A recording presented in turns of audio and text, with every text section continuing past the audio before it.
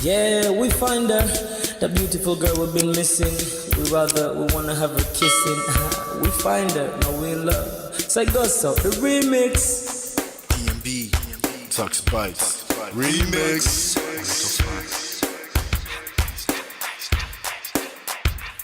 Now if I had to lose you like a bad phone connection, I'd change my game to get a better reception. Sit back, let's start this interaction. Don't fight the feelings, just a chain reaction.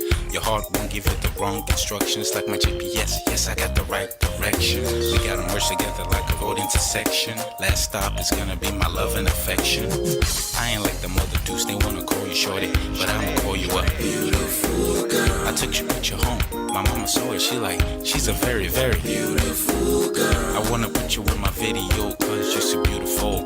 You're a beautiful girl. So when you hear us on your radio, turn up your stereo. It's beautiful girl. Gotta find a shorty, what's worth of a lady. It's nice but maybe doesn't look like 40.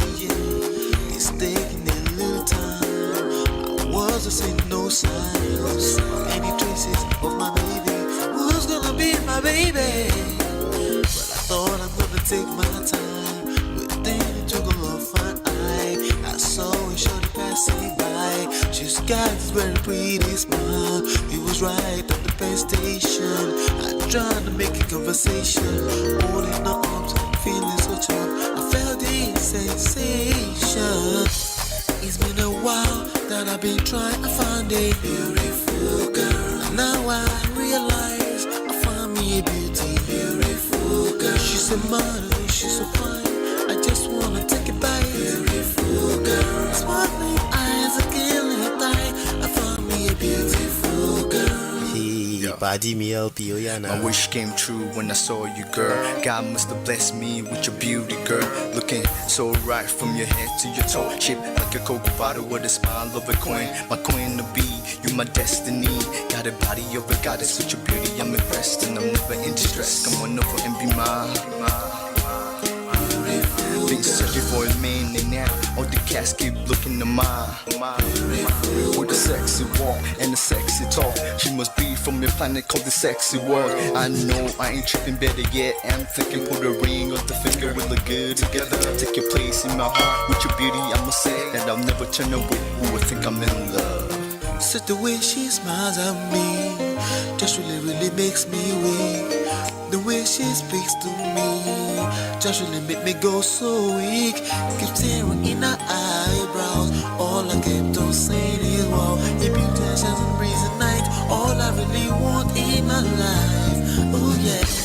It's been a while that I've been trying to find a beautiful girl. Fine brown eyes. I found me a beautiful girl. She's my model, she's so fine.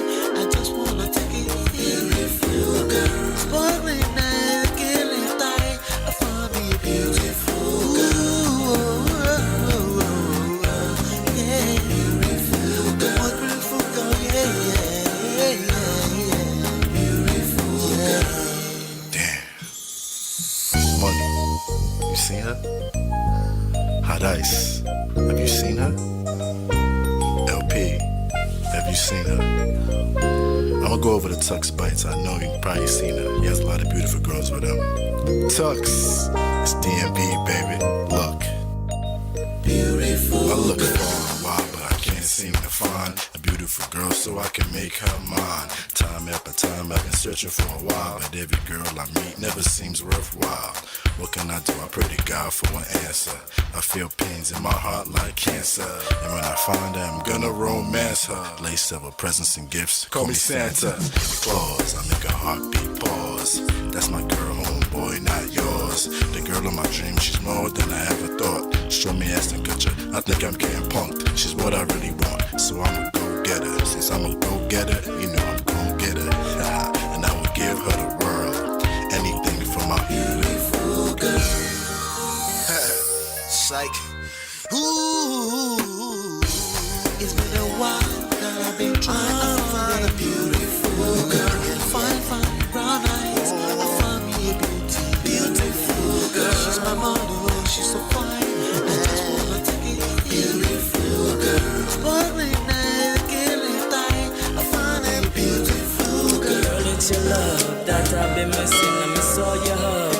touching and kissing. Make love on the floor, the couch in the kitchen.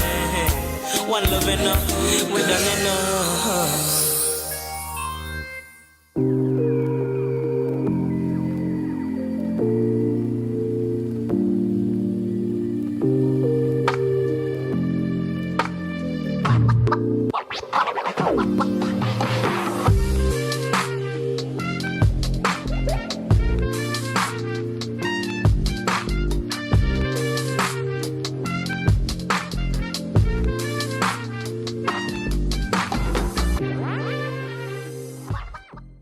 Man of prestige. Ha! Now this guy win. Now you win. Now you win today. Now you win. Now you win. I agree. Man of prestige. Now man you be. I'm sure some people will be jealous now the way I talk about Ola. But I have learned a lot from him. That's why I keep telling you to follow him. If you don't follow Man of Prestige, now you know.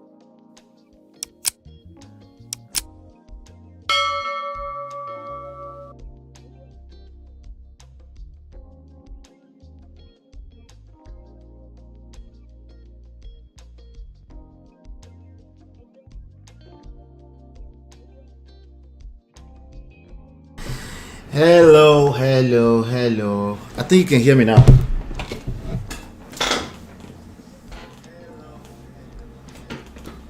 All right, I think you should be able to hear me now. I'm still trying to control this thing because let me see. Yeah, let me see. The audio is too loud. How's everybody doing? Hope you guys are doing well. Shout out to D-Love. Thank you so much for the alert. Hello, welcome D-Love. How are you? I see Cynthia was here a few minutes ago. Yvette, hello. Welcome. We have a topic to talk about today.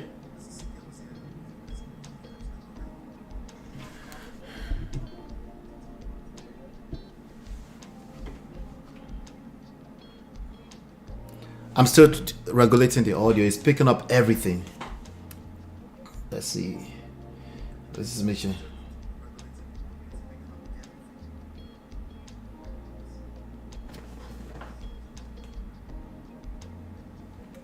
All right, maybe down a little bit more. All right. You guys can hear me now, though, right? You can hear me, right? All right, we should be good. I just wanted to regulate it, make sure I'm not blowing your earbuds out, because some of you put stuff inside your ears, and that's just not nice. Okay, but I think it should be fine right now. Let me see. This mic, go. Nah, wahala. Welcome back. Let's do some house rules. Welcome back. My name is Ola. I'm coming to you live from my Empire Pro Studios in the heart of New Jersey, United States. Welcome.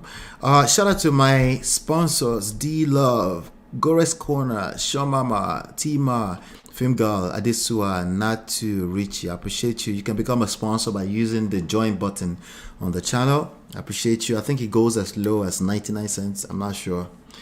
It depends. That means US dollars. So it depends on where you are in the world. But welcome back. Do me a favor. Hit the like, share, subscribe, turn on all your notifications. Make sure that you can get hit whenever make sure you're getting pinged, okay, when we come here. But also you help us ping everybody else into the room. All right. And over here we talk about we use trendy topics to basically uncover some relationship lessons, particularly from a power, social, self, seduction, attraction, emotional intelligence standpoint. That's where we come from. If you haven't downloaded the book yet, you can download the books or books. It's only one book at this point. By December 30, it'll be 2 books. You can download them for free at loveandprestige.com. What are the books about? It's about relationships and marriage. But one of them, the ones you have access to right now, is actually my personal testimony along with my wife. So you can see that up at loveandprestige.com. All right. What else? Other services and stuff like that. You can see that on the scrolling screen. But welcome. Shout out to all 12 of you watching me live. Hit that like button, share, subscribe, turn on all your notifications to make sure that you're able to hear us. What's going on, D? Welcome. Good to see you earlier. But we're back here again. Shout out to Chiye. Chiye say, we day here. Wait. Thank you so much. I appreciate you, Chinye. Thank you so much. Thank you.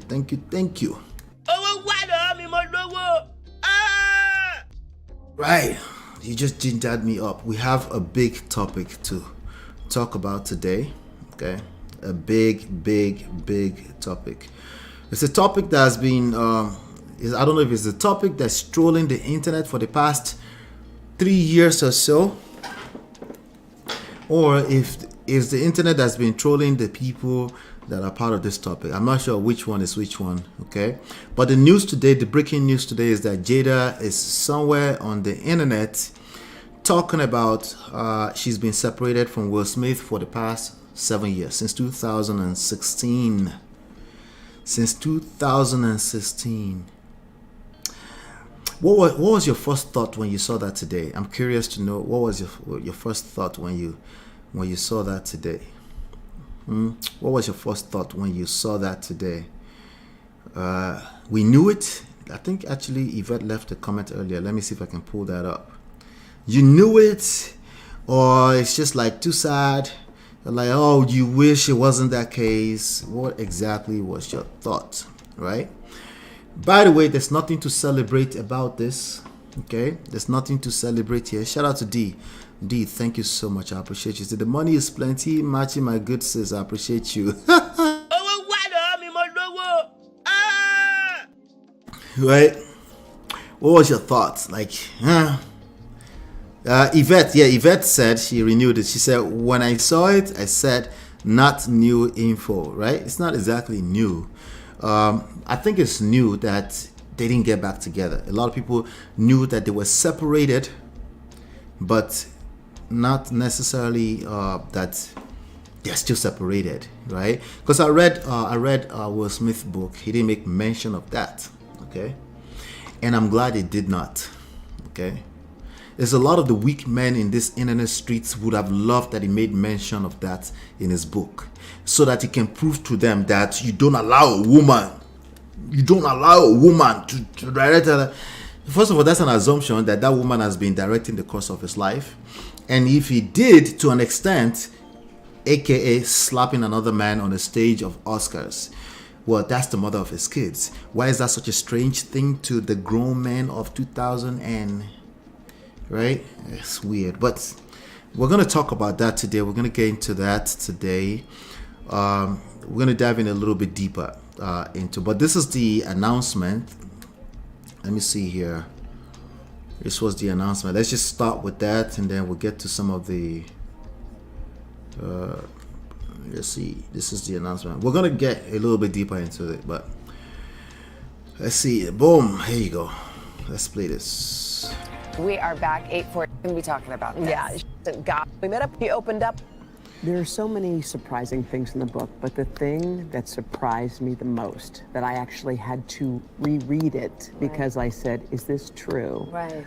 Hey, Mo Fresh. Good to see you. 2016, you and Will decided that you were going to live completely separate lives. Yes. It was not a divorce on paper, right? But it... You see how she's smiling? Right?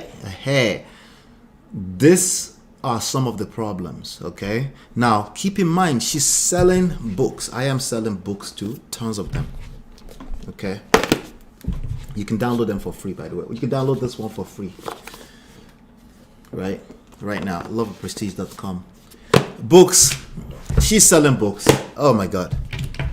Somebody said, hola, all this yeah, I put them into books. All right, because the ones that actually need it will get to it in the book, right? But you know, the internet is just trolling for the most part. Okay, that's what makes it the internet. That's what makes it social media. That's precisely what we love about it. It's the same thing that we resent about it. But she's smiling. She's selling books. Get that at the back of your mind. First of all, before you celebrate somebody else's marriage destruction, they're selling books, right? At the end of the day. Right now, we can talk about everything else too, because there are deeper issues to this, but it's not as simple as celebrating that you were right on the surface. No, it's not that simple, right? Shout out to you. You were right. I've always told you. How many times have I told people here that they're right. You know, as many times as I tell them, I even recruited Auntie B to start telling people that they're right. They still don't feel like they're right. Well, you're right. You're right. Right? I can't take your rights away. Your rights are your rights. Right? I know you're right because you're not in jail. Okay? No crime, nothing. Like, you have the freedom to believe what you believe, right?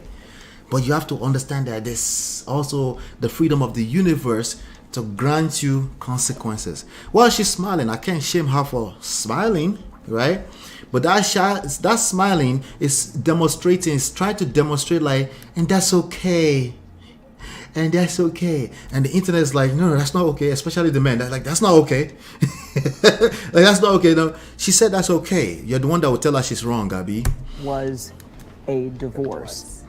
So from the year 2016, which is 7 years ago now, Yes. y'all have been apart. Yeah. I think. Anyway, let's leave that alone. I have some other story, but that's the breaking news. We will do some deeper analysis. I have some other stuff I want to cover today. I have three other topics. One, first of all, how many people were on? How many of you are Obodo fam and you were hanging out with us just a few minutes ago with Auntie B? How many?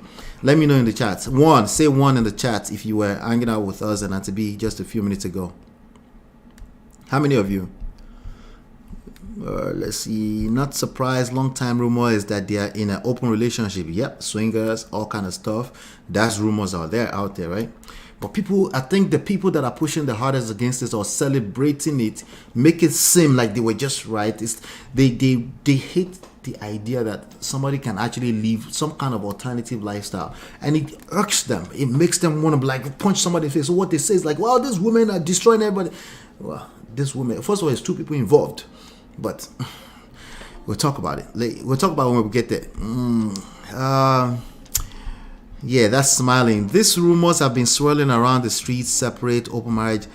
There is no smoke without fire. How many times do we have to say that here, right?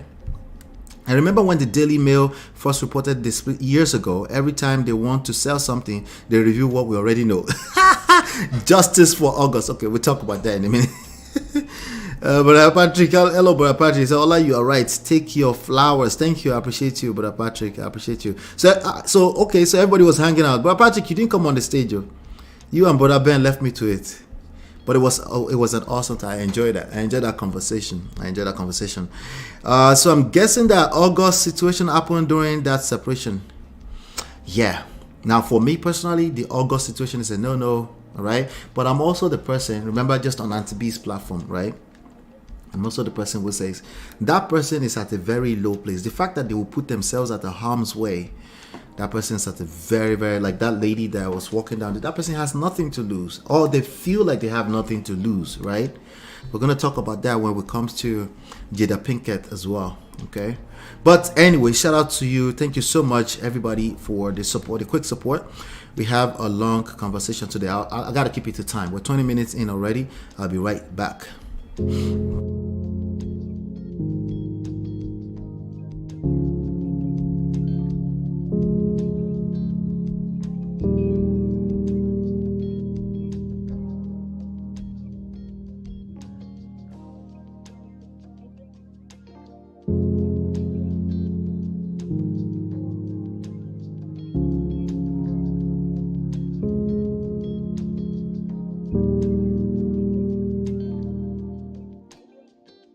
All right. So, can a nice person be cheater? Auntie B is a good person. It was a nice person. I changed the word. So let's work with nice. Okay. Can a nice person be a cheater? Right. Now, again, so all of those you that said one, I know some of you disagree with me earlier. Who here disagreed with me? If you disagree with me earlier, say one. If you agreed with me, say two. If you're somewhere in between, say three. You disagreed, one. If you disagree, put a two. You were somewhere in between. Like, you're like, let me look at this. This man is trying to justify cheater here. Put a three. Please be honest, okay? There's no, please be honest. Let's have the conversation really quickly, maybe for a couple of minutes before we go on to the other stuff we have to discuss, right? What you're going to learn a lot about in this book, right? What you're going to see a lot, like this red flag of a thing. I can't wait till you get your hands or your digital hands on this book, okay?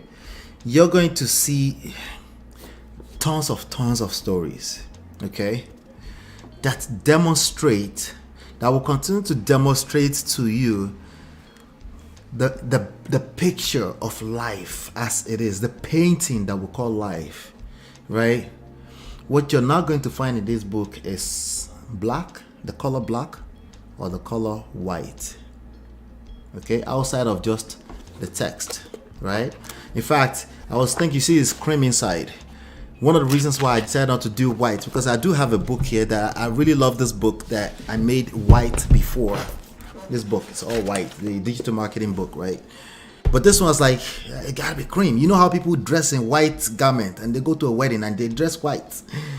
How many, if you were to put a percentage on it, how many of those people are pure? Just like what that white is supposed to symbolize. How many people of those people are white, right? You know, and you know me, I allow Brother Patrick to bring in the scriptures, okay?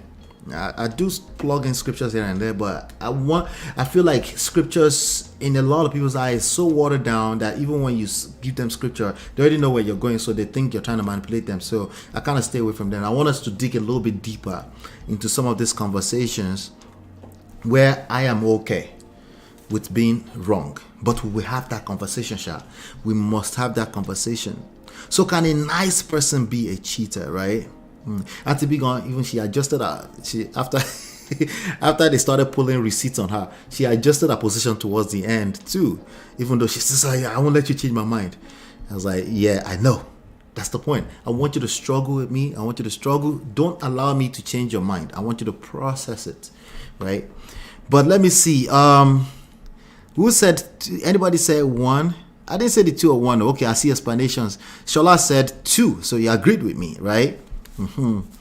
A nice or good person can cheat. Yeah, so you're saying 2, right? This is the reality. We would like to live in the fantasy world, right? That's what they call blue pill, by the way. Like, let me just pretend it's not real. Close my eyes. Good people cannot cheat. No, you must be a bad person for cheating. Like, no, okay, no. I was trolling Cynthia earlier in that chat too. Like, you never be me. Timmy T said, "Never say never." We don't need Shalaya around that. It's just the reality, right?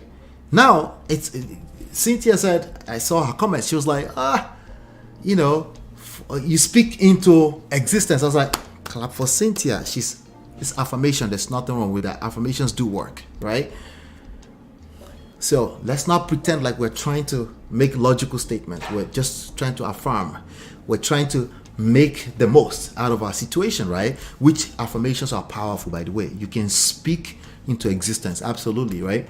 And that's an absolute thing, right? Remember, I talk about attraction, law of attraction here all the time. So if you tend to be negative, you tend to attract more negative. If you tend to be positive, whatever you focus on among the two tend to expand. All right. So nuances is necessary in any conversation that has to do with romantic relationships or anything that involves human emotions, which is almost everything in the human experience. Anyway, Ola, I initially said no, but when you shed some light on it, I agree with you. I noticed that with many people in that chat, which is a beautiful thing to watch. Okay, I see everything. You guys know that. I'm not necessarily privileged. I don't have the luxury to respond to everything, but I see everything because it's easy to see, right? Without looking for it, by the way. Ola, okay, yeah, yes, a nice person can cheat, right? So wouldn't that depend on what we mean by nice? What you interpret as nice, like, well, no, that's not nice, right? Which is the reason why we keep talking about a nice guy finishes last. That will continue to be an argument for the rest of our lives, because somebody has been on the receiving end of a person who claims to be nice, and then they found out, like, okay, he's still kind of nice, but this that he did Nice people are dangerous, so that's why I keep telling you, nice guys are dangerous. You gotta be careful with them. They are the ones who think, men, I'm talking about men right now, who want to fantasize that women just want you because they submit. Just because no, bro. You get to decide if she submits or not. You don't decide.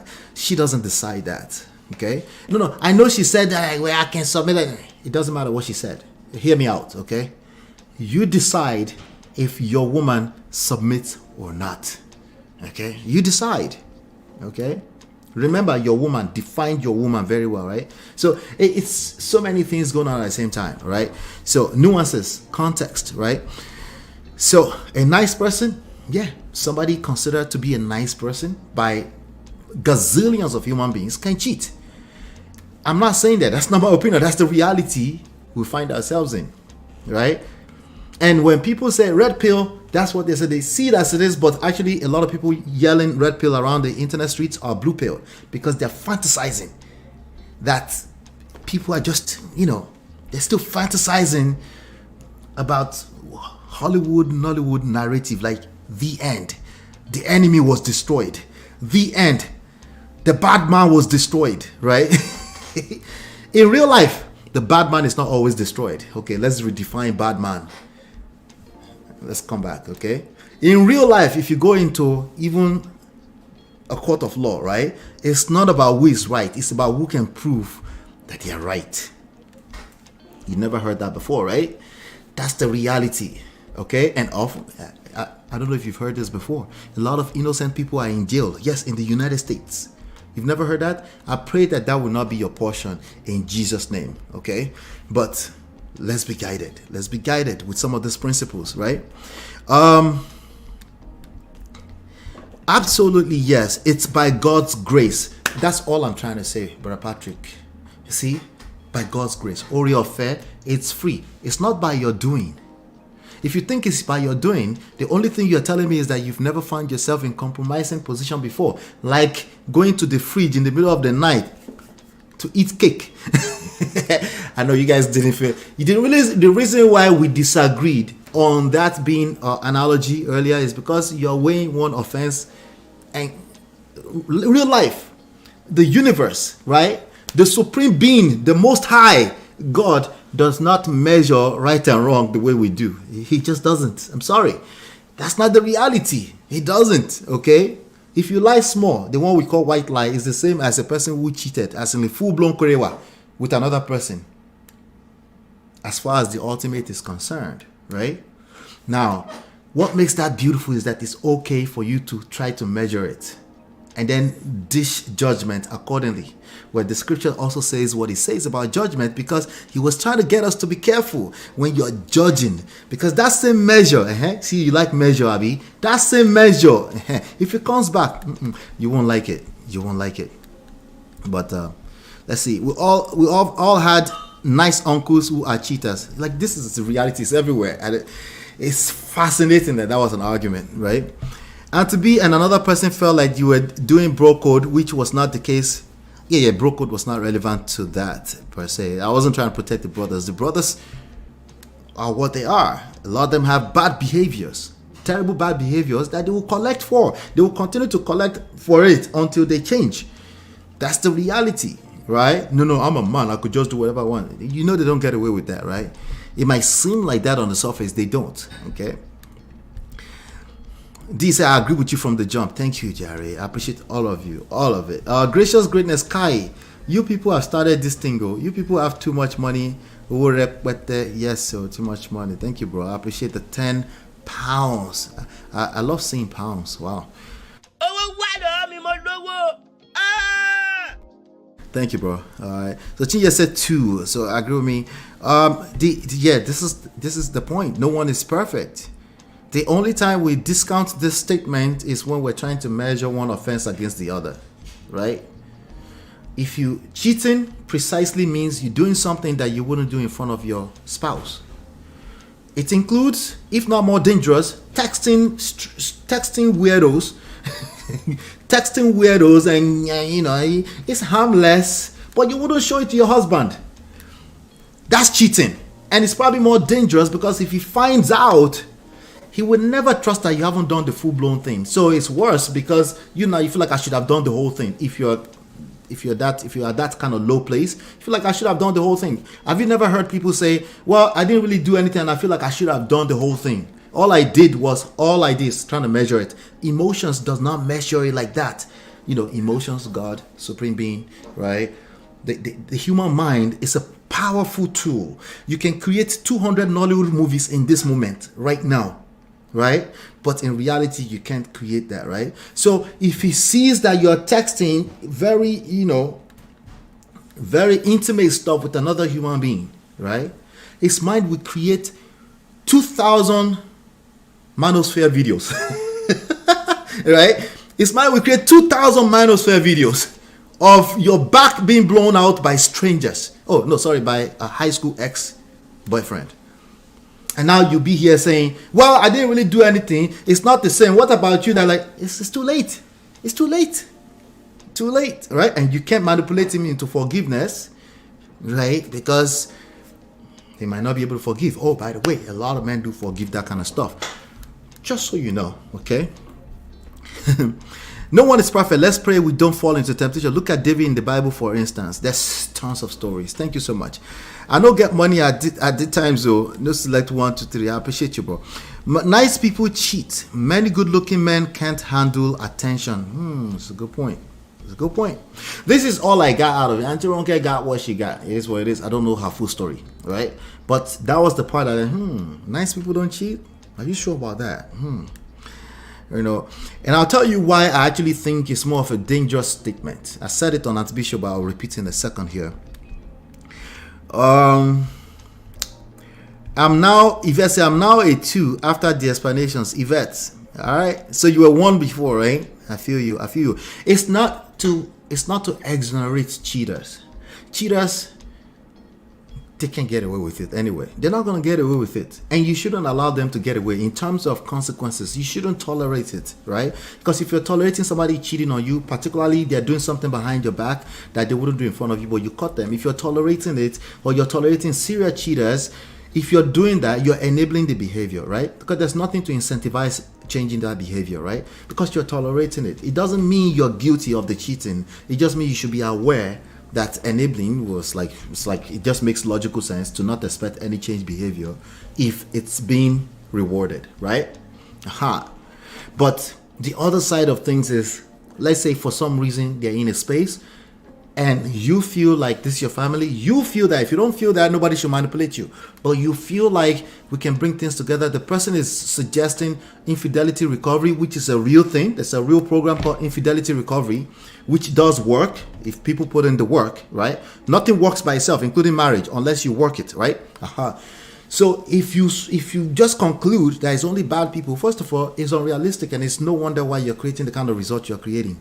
It's unrealistic to say only bad people cheat or only not so nice people cheat. It's just unrealistic. It's not the reality, right? It doesn't change the fact that it's a bad behavior. It doesn't change that. It's like, and the reason why we have to specify is not to exonerate them, is so you can adjust properly if you want to solve the problem. If the solution of the problem is that you should leave, you should still go from a standpoint that that person was not a bad person. Even if you decide that I can't, because trust issue is not anybody's mate, right? If you can't trust that person anymore and you decided that you wanted to move on, right? You should still be able to, you're able to do that more in a more healthy way by understanding that it doesn't mean that inherently a bad person, right? It's just what it is, that you can't live your life looking over your shoulder that a person might cheat on you again. That makes sense, right? And if you're seeing them as a bad person, like an inherently bad person, there is a good chance that that's an indicator you're not able to move on properly, actually, because something about you is still hoping that that's not true, because you know inside of yourself that that person is not necessarily a bad person. You know that it's sad that you find yourself in that space, but you're trying to justify it with good or bad, or nice or not nice, or whatever it is that word we want to use to make a conclusion, right? It's almost the same thing as a person that's concluding that women are just bad. They don't listen. Like, it's the same thing, right? There's so many nuances to it, right? Anyway, we'll talk about that in a second. It's like, how can you be such a good father and community leader but struggle with lustful desires. Exactly. And act on them from time to time. Is it the same for women as well? I mean, if you've ever been to a strip club, you know what I'm talking about, right? Especially in cities where it's a culture, right? It's what it is, all right? A lot of people you consider good people, they patronize Oloshos. You don't want to hear that. I know. That must mean Ola is supporting it. Oh, no. No, I never said that. Well, I don't know if I need to shalaye that to you, but the point is, okay, people have bad habits that can destroy them. Okay, that's why I gave the cake examples. Something as simple as Coke, soda, Coke. Coke, soda. What do you call it in where you are? Depends on London. I think they call it soda pop in London, right? Minerals in Nigeria, right? You know, right? You know that you shouldn't be touching Coke. But guess what you're going to do? And somebody try to justify their own side by saying, well, that means they're destroying themselves. A cheater is destroying themselves. If you don't see a cheater as destroying themselves, you don't understand cheating yet. You don't understand infidelity yet. If you see it as somebody trying to destroy you. No, they're precisely doing something that's bad for them. It's the same thing. Anyway, it's not the same measure. I know we want to measure cheating like right here, right? And soda is right here. I'm with you 100%. I promise I am with you. You're right. You're right. It is the same for women as well. Yeah, women, the numbers are going to come out at some point. There are studies going on. I think women might be cheating more than men. When I say cheating, not the serial cheating type in Nigeria. In Nigeria, that one is clear. But I'm talking about just people sneaking out to for whatever reason satisfying a need. I'm not talking about somebody who doesn't see it as a big deal. Do your worst, go home. That's what's happening in places like Nigeria. Like, do your worst. I'm going to the club tonight. That's a different story. I'm talking about a person that is not out there, nobody sees, but they indulge in bad behavior for whatever reasons, right? We're just gonna outrightly call it just not nice. No, they're not being nice to you. That may just be their way of being nice to themselves. You have no idea what some men are going through in their marriage. Some men, not all of them, okay? Different channels can become an echo chamber. Self-selection bias happens with all channels. Yes, absolutely. Even here. Okay, eventually you start noticing you might start repeating me. At that point in time, is what it is. Like this platform at some point I would like to, not this platform, is that I will have to create another one where the format is different, like a podcast and stuff, like the kind that they do it hardly initiated. I might do stuff like that where I allow people to have a conversation, but this format is this format, right? And it's coming from one person. And the danger of it is that you might start repeating my talking point. It's a reality. Which is, I laugh when people do that because there's nuances to everything. Cynthia said I was going down a rabbit hole or something like that. Oh, Cynthia will do alright. Cynthia will do alright. I like Cynthia's pushback. We need to ruffle our feathers a little bit. Okay. Yeah. This is gonna take time. This is gonna take time. Potentially the rest of your life to learn this stuff. Okay. Meaning, I say this humbly, what I am teaching is not your typical run to a textbook, you figure it out. That's why I say read my books 10 to 15 times. Like, no, it's not like every time you're going to something else, depending on where you are in your life, it's too many nuances to it. There's no right and wrong in any of this stuff. The only right that's there is that I'm right. I'm just kidding. Man, humans are so complex and multifaceted. Yes, we are.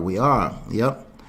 The wala is too much. That Coke analogy made people lose their they lost it all. It wasn't cake. You know, I don't know, maybe Coke would have worked better.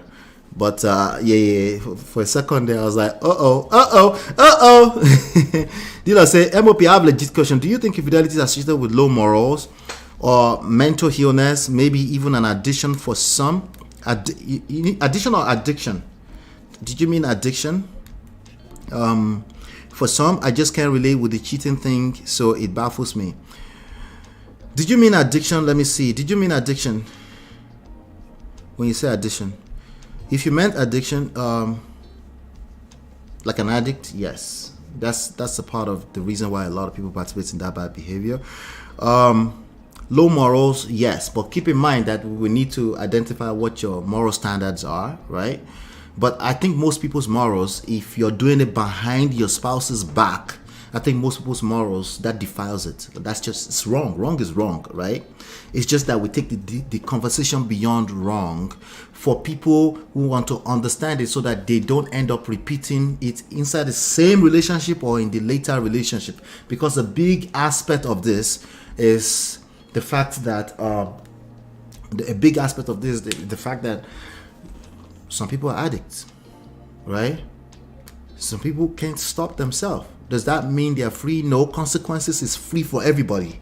That's two different conversations. Consequences and why they do it are two different conversations. What we try to do is we try to mix our own idea of consequences, right, with why they do it, right? We see the need to do that because we want to justify that we don't want to be a part of it. There's no need for you to ever shalaye yourself. I keep telling you that. If something is not comfortable for you, you simply remove yourself honorably. The honorably part is what we're missing. Sometimes when we want to remove ourselves, we want to drag everything along with it because we want to define. We're not able to move forward unless we say all of that was evil. That's not necessarily true. That's not necessarily true. It depends on how you define evil, right? So infidelity with morals, yes, but it's just one piece, right, of the puzzle. It's a big old puzzle, right? It's one piece of the puzzle, right? Low morals. If you are very low, I don't know if you noticed I said that on the other show. If you're very low, when you're a broken person, you do all the wrong things. You would do anything that's wrong when it feels right. Feelings. When you're broken, when you're in that space where you just don't care, right? When you just don't care, right? Sometimes a small part of you still care. You don't want to get caught. Some people will finish doing it, right? Shout out to Lataras from the show Dear Future Wife. He talked about he wanted his wife to cheat too, right? That's that moral overworking itself. That's not good enough, right? That's not good enough that you want your wife to, after they cheat, and God, will you now accept them back? No, it's broken. So people will justify all the wrong things. They say, you to go and do it so I can feel good about myself. Feelings. Let's go back.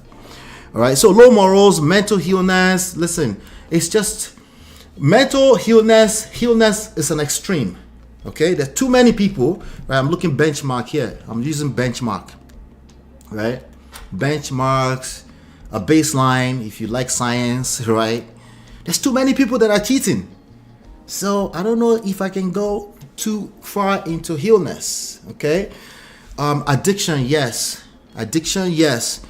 Bad, let's just call it bad. There's no need for us to drift around it. It's a bad behavior, right? And you should never tolerate it, precisely because that's you demonstrating your own value, your self-worth, right? You should never. Keep it that simple, right? And then you'll be free. When you start to make that person evil, you continue to own their bad behavior, right? And then it becomes more about you. I didn't know this conversation was going to continue this much, by the way. You guys will let it go. Or is it me? Let me keep it short and sweet. I think it's me. You can't relate. Yeah, you're not supposed to be able to relate if you've never found yourself in that space. It's not everybody that will find themselves in that space where they are participating in what they consider bad behavior off of their morals, and it breaks them, right? They struggle with that for a long time. Some people will never get over it. Like, I found myself doing what I knew I shouldn't be doing. But if you ask enough good people questions, they've all been there. That's if they're not too embarrassed to share that with you, right? So you're eating the cake in the middle of the night. Confession. Listen, I think my wife knows that I do stuff like that. But the fact is that I'm still cheating because I wouldn't want her to find out in that specific. But I think she knows. Like sometimes I want to, like I love meat. I want to just gather like 3 meat and just that's my meal. And I'm like, babe, like me, I just naturally do that. I just think it's polite to do that. Like, can I get 3 meat? And then she looks like I'm like, why are you asking me permission to get 3 meats? By the way, it's already on my plate, right? So it is what it is. But I still think it was a good analogy. I get why when people have been on the receiving side of a cheater, I understand why they don't accept that as a good analogy. I completely get it, right? Yeah, that's how emotions work, right? Shout out to Eden, says, Wala. What is Portable saying about money? Is that soundbite? Say, oh, Wala. I mean, he said he has money. He said he has plenty money. That's what it means. He said, I got money. Don't try me. That's what he's saying. Sometimes cheating is not always as a result of a deeper issue. It can just be a moment of weakness. No, actually, I prefer to use a moment of weakness, right? Because when we start going into too deep, I mean, you guys have seen that. Even when I start talking, if it goes too deep, I lose people instantly, right? And it's not just people that I lose whenever I do that. I lost the opportunity to give them a possible solution. Because what's the point? You know, even if it's a good solution, if they can't relate to what I'm saying, it's useless, right? So I actually prefer it to be described as weakness, right? Not as wickedness. It's weakness versus wickedness. There are some people that are just straight wicked, but in that they're not hiding. They're wicked. A person who is wicked will not hide it from you. That can no longer be defined as cheating. They're doing it right in front of you, right?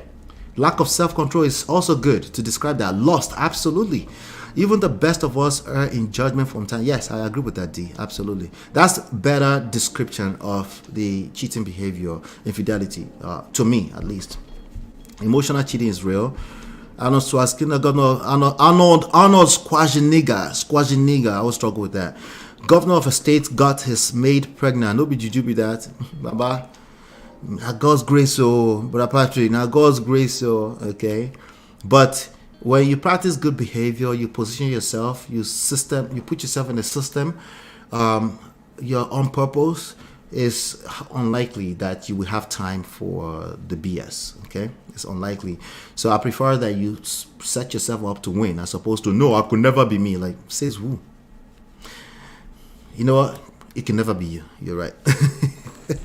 Love is not enough to stop a man from cheating. It depends on what you mean by love, right? Doesn't it depend on what you mean by love, right? It depends. Love is such a very complex word. Channels of this YouTube, I was watching one creator talking about coffee date and no coffee date. However, I think we're talking past each other. Yes, coffee date is perfectly fine as long as the other person agrees to it. Don't make it a rule. It's not a rule. People go wrong when they say, oh, I can only do coffee date. Or somebody here, a lame man, say, I can only go, like, well, I will never go on coffee date. You just set a rule too. That's the problem. That's a problem. You know? Let me see. In this, you guys are going in. Let me go to the bottom of it. Let's see. It's already on my plate. Yes, so it's already on the plate. So I'm not exactly asking for permission. And by the way, I do think in certain scenarios in life, it's better to ask for forgiveness first before you ask for permission. Okay? I believe in selective honesty. I don't know if you guys are aware. Okay? I don't believe that. I know what it means when they say honesty is the best policy. I don't believe it's an absolute, basically. Okay? I think a lot of stupid people use that as an excuse to be stupid. Okay? Honesty is the best policy, and then they're wondering why the other person is looking at them funny, even though all they did is told them the truth. You're surprised? Social intelligence. Stop it. Stop the cap. You're not that honest. You were just trying to satisfy your own sense of morality. It's pride. Stop the cap. It's pride. Now, let's be honest. That's pride. Okay. All right, so let's leave it alone. Now, this was going to be this. We have other stuff to talk about. We had other stuff to talk about. Okay. Can a nice person be a cheater? My idea of nice is all discombobulated because I know nice people that they don't mean any harm, but they will hurt you. Let me repeat that. I know way too many nice people, including the stupid blunt people that just like I just speak my mind. They don't mean to harm you, but they will hurt your feelings still, right? And I've chosen to give them the grace that I enjoy from God, okay? sometimes they just don't know any better. Okay? So how far can they take it is now the question. Would they take it as far as indulging in a small weakness, lost if nobody is looking? You don't know. You don't know. So I think the conversation is the definitions of the different entities of the statement. What is nice? What is a cheater? Right? Once we agree to that, and then we can now decide to disagree or agree whether it's possible. But I would still love to know what your thoughts are in case you're watching this as a replay later. I would love to know your thoughts in the comment area. All right. So with that being said, let's move on to the next story. I got some hot stories to this. I'll be right back.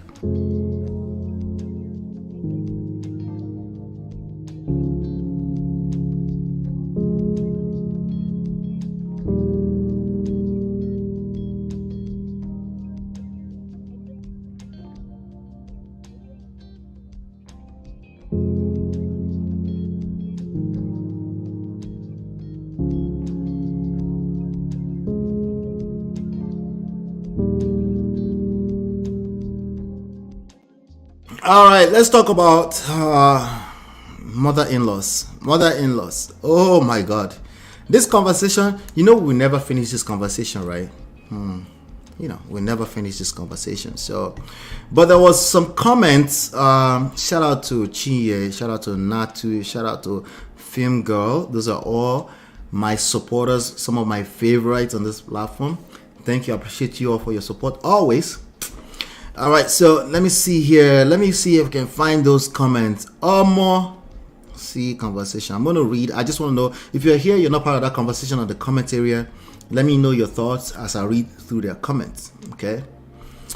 So it was basically Blessing CEO, right? And she was talking about matching energies with your mother-in-law. And I said, no, don't do that. You will hurt yourself in the process. All right, as I always say, if you're matching energy, you haven't done proper assessment of the energy you're matching. You might hurt yourself. Okay, just stay in your own lane and give, and don't pour from an empty cup. Meaning, if you feel like you're not being served or a relationship is no longer serving you, it's perfectly okay to excuse yourself, and don't allow anybody to shame you to stay in a situation where you feel feelings are valid, where you feel like it's no longer serving you. Even if you, like somebody said, well, you will regret it later. I said, like, yes, let me regret it later. Right now, it's just as important as the next 2 weeks, right? Let me back up first of all before I see what's going on. But she suggested, match energies. Like, you don't know what energy you're matching. You don't understand what you're matching first, right? And that's all I'm saying, right? But Film Girl had a point. Shout out to Olaido. I saw you earlier. Shout out to everybody that's here. I appreciate you. Hit that like, share, subscribe, turn on your notifications so you can chat with us in the chat. Okay. All right. So let me read. I'm just going to read to you what the monster-in-law thing is all about. Hold on 1 second. Hold on. Let me see. Let me do some real-time magic here. Let's bring, let's see. Man of Prestige. It was Blessing CEO, right? Yep, Blessing CEO. That auntie, the relationship coach, Blessing CEO. Where is it? Let me see. Blessing CEO. Oh, I could just search. Aha. Right. So I'm not gonna play the video. I think you guys already know what she said. But again, the idea of matching energy with people that you've deemed that they are not helpful for you, you don't want to be in a relationship with them, you want to hurt them back, there's a very good chance you will hurt yourself. Okay? It's an extremely good chance that you will hurt yourself. It's all I am saying. So I discourage the idea that, hey, match energies. It doesn't matter what we're talking about. I just always say, don't try to match energies. If you're going to at least do that, take the time to assess the energy you're matching. Because if you don't do that, and if you take the time to see if there's energy you should match, there's a good chance you will start to feel like it's not worth it. Right? You never want to go down to that level, right? But maybe you feel like, no, it's too shoo. Sometimes you feel like, no, I should. This person should collect, and at that point, at least you are making a very calculated move, right?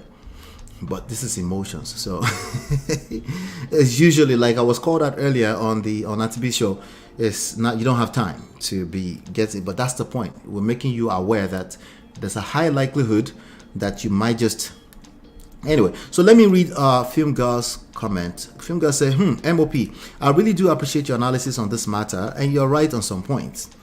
When I hit some points, like, here we go. I love it. I start doing my face like this. I love it. But I say some point, like, hey. That's what I look for, all right? I enjoy all of it, but I love it when, although I think you're too posh to understand the kind of women. She called me posh, right? She called me posh. Okay, all right. To understand the kind of women mother-in-law Blessing is talking about. These are not your regular run-in-the-mill moms that are educated and exposed. I think that was the point I was making. Actually, you shouldn't be matching energy with these evil people. You don't know what you're matching energies with. Anyway, Blessing is referring to those rural, backward, myopic old women who think frustrating their daughter-in-law is a rite of passage. So, I already disagree that somebody just wake up, typically, right? Because you're saying there's so many of them, and the goal today is to frustrate my daughter-in-law. No. The fact that that's effectively what they did does not mean that's the intentions. Does not mean one is a means to an end. One is that's exactly what they are aiming for, your head, right? The idea that they're just aiming for you, I disagree. Okay? That you are a means to an end, I agree. Sometimes, not sometimes, this is a territorial issue, okay? You're in their territory, okay? And sometimes they feel some type of way, who is this girl? And that's all it takes, and you collect. And then, of course, it makes sense that you see it as they're just coming for me. Maybe not you, maybe anybody that will occupy that position. Maybe that position is like a precedent, right? Somebody said, no, you should always bend down to the president. Somebody said, no, I can't bend down to this guy. It's not about the guy, it's the office. That office you're occupying, that's how powerful it is. You're a wife, right? When you talk about mother of, boy child, right? There's a lot that goes into that, right? Let's continue. Blessing is referring to those rural, they experienced it as young wives, so they must gift the daughter-in-law with the experience. All right, so it's the motive that we're disagreeing on. I'm never arguing that these things exist. They exist. But it's very important that you understand the motive so that you don't move wrongly, so you don't hurt yourself in attempts to retaliate. That's all I'm saying, right? When you don't take time to understand motive, right? Take the time to understand motive, unless somebody is harming you physically, right? If we're talking about emotional matters, take the time to understand motive, right? Take some time, okay? Take some time. Make sure that you have enough to take some time. You can back off physically, okay, if that's what's required, but take some time to understand the motives before you make life decisions, okay? Because the quality of the decision you make is going to be a function of you understanding the motive. All right. On this matter, I have observed unmerited hatred and harsh treatment of some female relatives around me. We agree on that. Their mother-in-law is so jealous of the wife because she feels, I like the word feel, she feels she's taking her son's attention. These are the real deal, right? Well, is she thinking that out loud, or is just the behavior? She's not thinking it through like that. You get to think it through because you might have been on the receiving end, or you've seen people being on the receiving end of it. She's not thinking. You're giving her too much credit. Okay? You can actually control that person like a puppet if you understand the full motive, right? You can control them. Okay? But if you don't understand the full motive, they will control you, right? They will control you long after they stopped showing you shiggy. They will still be controlling you. Do you understand what I'm saying? You get it? Anybody get what I'm saying? Do you get it? Anybody? Anyone? One. Put a 1 in the chat if you get it. Put a 1 in the chat if you get it. You get it? If you don't get it, forget about it. All right, let's just continue. Let's continue. I'm still reading, okay? This is a person, Film Girl, one of my supporters here, one of our valued listeners. Let's see here. So she says, the experience that's okay. On this matter, okay, I already read that. Attention. Remember, most of these old women trauma bonded with their sons due to abusive marriages. That's a fact. Okay, so hurt people. When we say hurt people, they're not necessarily thinking it through, like I'm just going to go hurt people. No, we're saying that's what ends up happening when people don't pay attention to the deeply rooted issues. That's what happens. Doesn't mean that's the intention. That's why I keep, unfortunately, I know a lot of people don't like that. That's why I keep putting intentions where it belongs. Intentions, especially good intentions, particularly good intentions, are overrated. Overrated. Overrated. Actually, both of them, good and bad intentions. You need to be wiser beyond intentions. You should have good intention because you're a good person, remember? You should have good intention. But your expectations around the result you create because you have good intentions should be managed. Should be managed. Don't turn it off because it's impossible anyway, but manage it. The husband never lived or showed them kindness, so they transferred it all to their kids. You know how long of a time that is for them to be that intentional? They're not that intentional. Okay? These are just hurt people hurting people. And you can control them like a puppet if you understand the motives. Some have very, very unhealthy love bonds with their sons. I witnessed some of my aunts, biological and in-laws, bent over so much to please their mother-in-law, and you already know what I said about that. You should not be pleasing people. Don't do anything just because you want to please, because it's to backfire as well. You're pouring from an empty cup. Okay, the more they sacrifice, the more the mother-in-law accused them of spending all their son's money. Wait. The more they sacrifice, the more the mother-in-law accused them of spending all their son's money. The son is coming, he's flashing in my face, like holding people accountable. I'm like, son, where's the son when all of this is happening? But that's not the topic. Let's keep going. And some other films see excuse. MOP, the attacks are not subtle. You will know this person dislikes the son's wife. They don't hide it. If it's this bad, I have to look at the son. I have to look at the son. Okay? That person should not be getting married. That person should not be in a marriage. They're not ready. They're not prepared. Okay? But in this case, if a woman is the one who is bringing this to me and said, this is what I'm going through, I'm going to have to get to the bottom of how did they process that it's okay to stay in such a situation. I want to know, because they might know something I don't know. I want to hear them out. Like, why are you in that situation? Right? Because they described to me a completely evil situation. I want to know. I'm curious. How did you comprehend that? In spite of this picture you painted this picture for me. How are you able to settle in this? Well, I'm not settling, so what do you think you should do? Because I'm not going to tell you what to do. I'm not going to tell you to do. Hey, Roro. Right? They don't hide it. Some of these mother-in-laws went as far as physically harming their daughter-in-law. Some have given abortion pills and food to ensure she doesn't give birth to a child. One I know arranged for the daughter-in-law to be beaten mercilessly and hospitalized by thugs. But God intervened. Let me not start on the jazz and juju aspect. Listen, I already saw it coming. But with that being said, I know many uneducated mothers that are loving and kind, but the mad ones are matching them 50-50.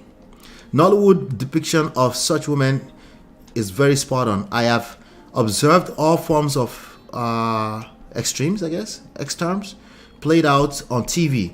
If a wife is extremely unlucky, her unrefined, myopic-minded son-in-laws will join the mother-in-law to frustrate the new wife. Sometimes they hate you for being from another tribe or religion or something silly, right? So all these things exist. I don't disagree with that, right?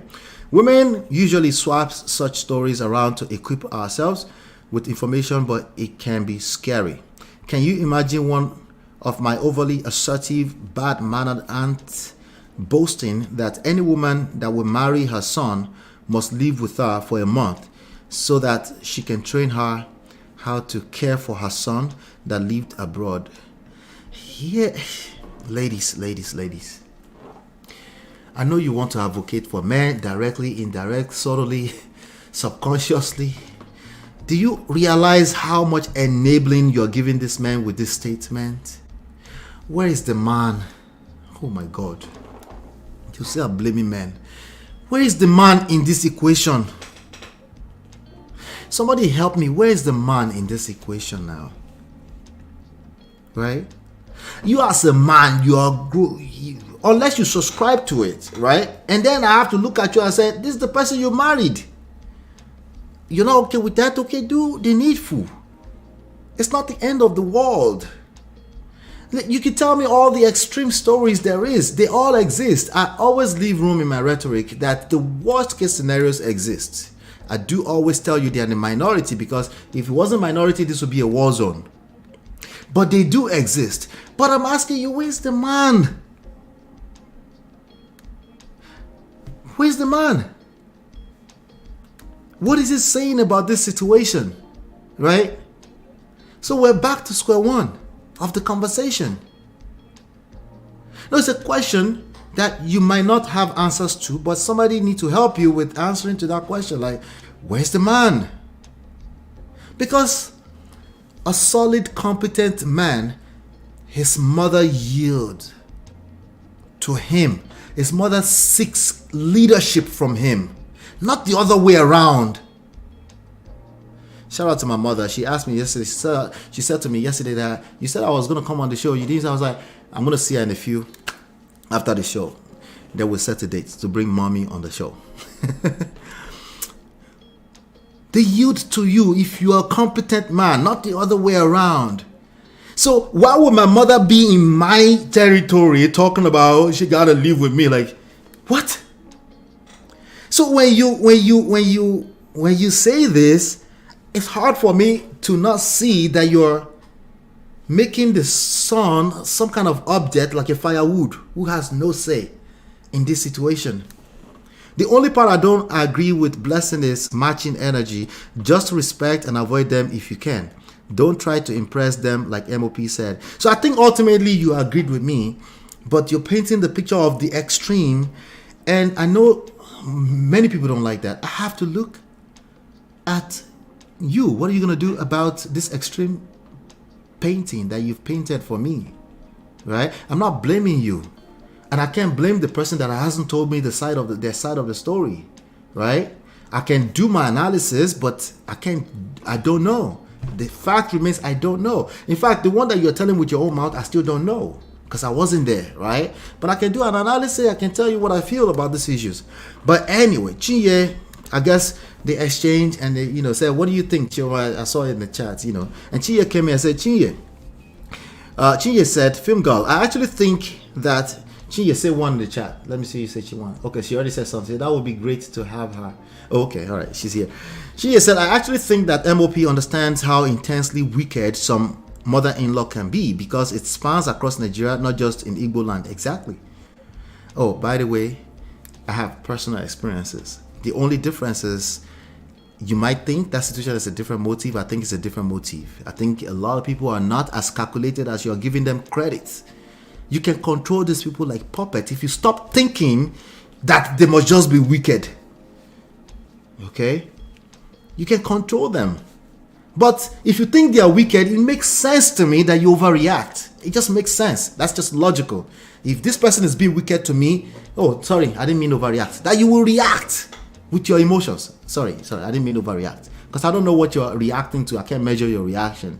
But you will reaction from your emotions, and that's not a good move.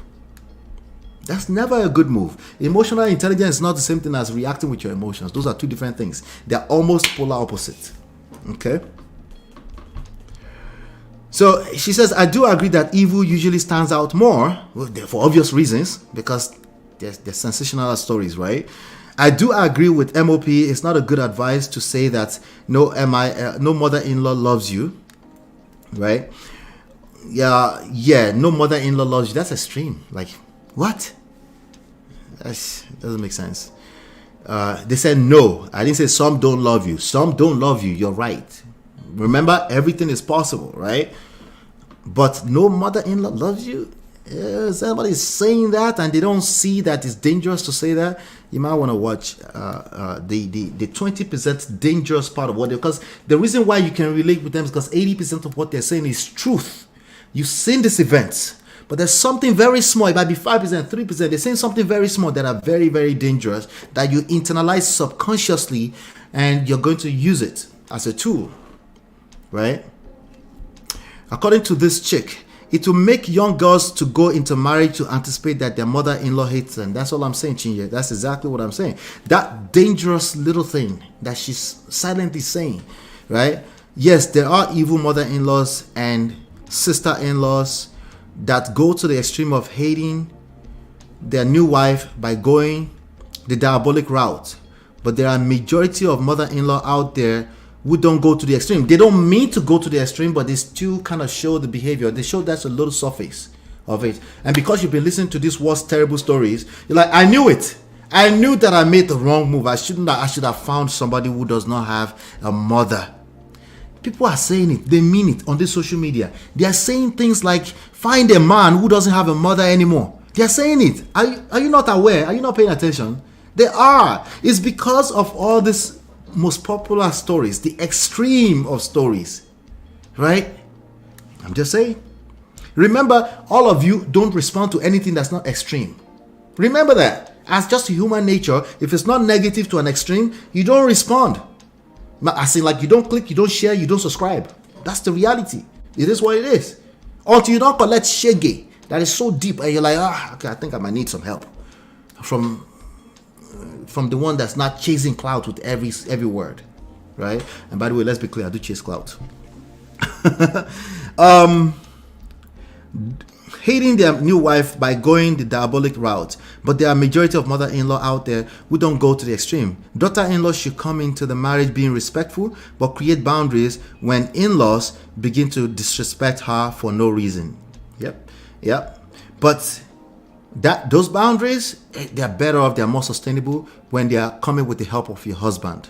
Okay, so if you have a situation of a incompetent man, you need to address that, because your boundaries it's not sustainable.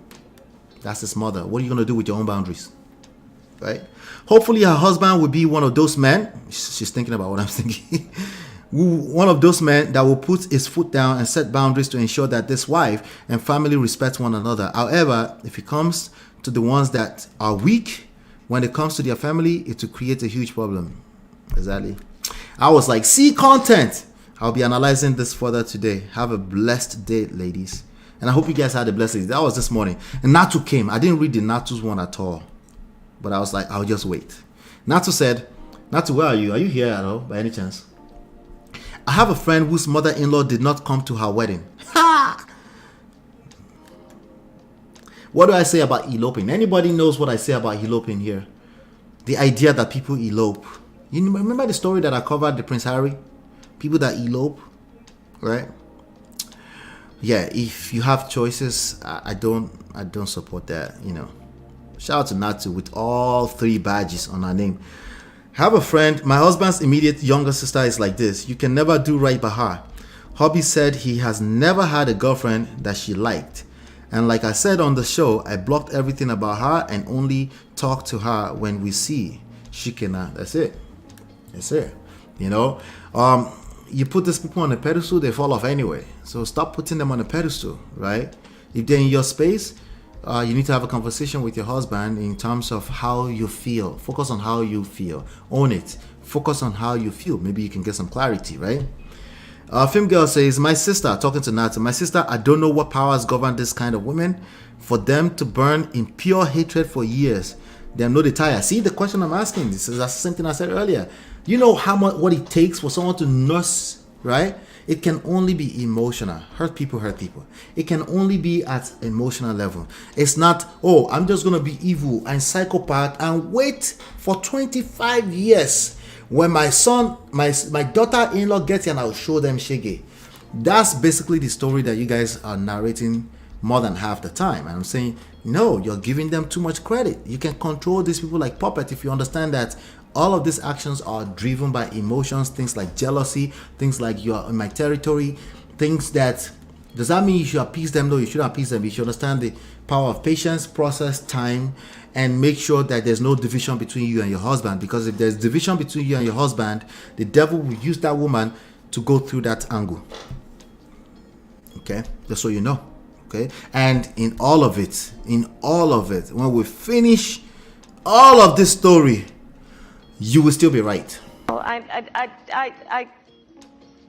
you're right. All right.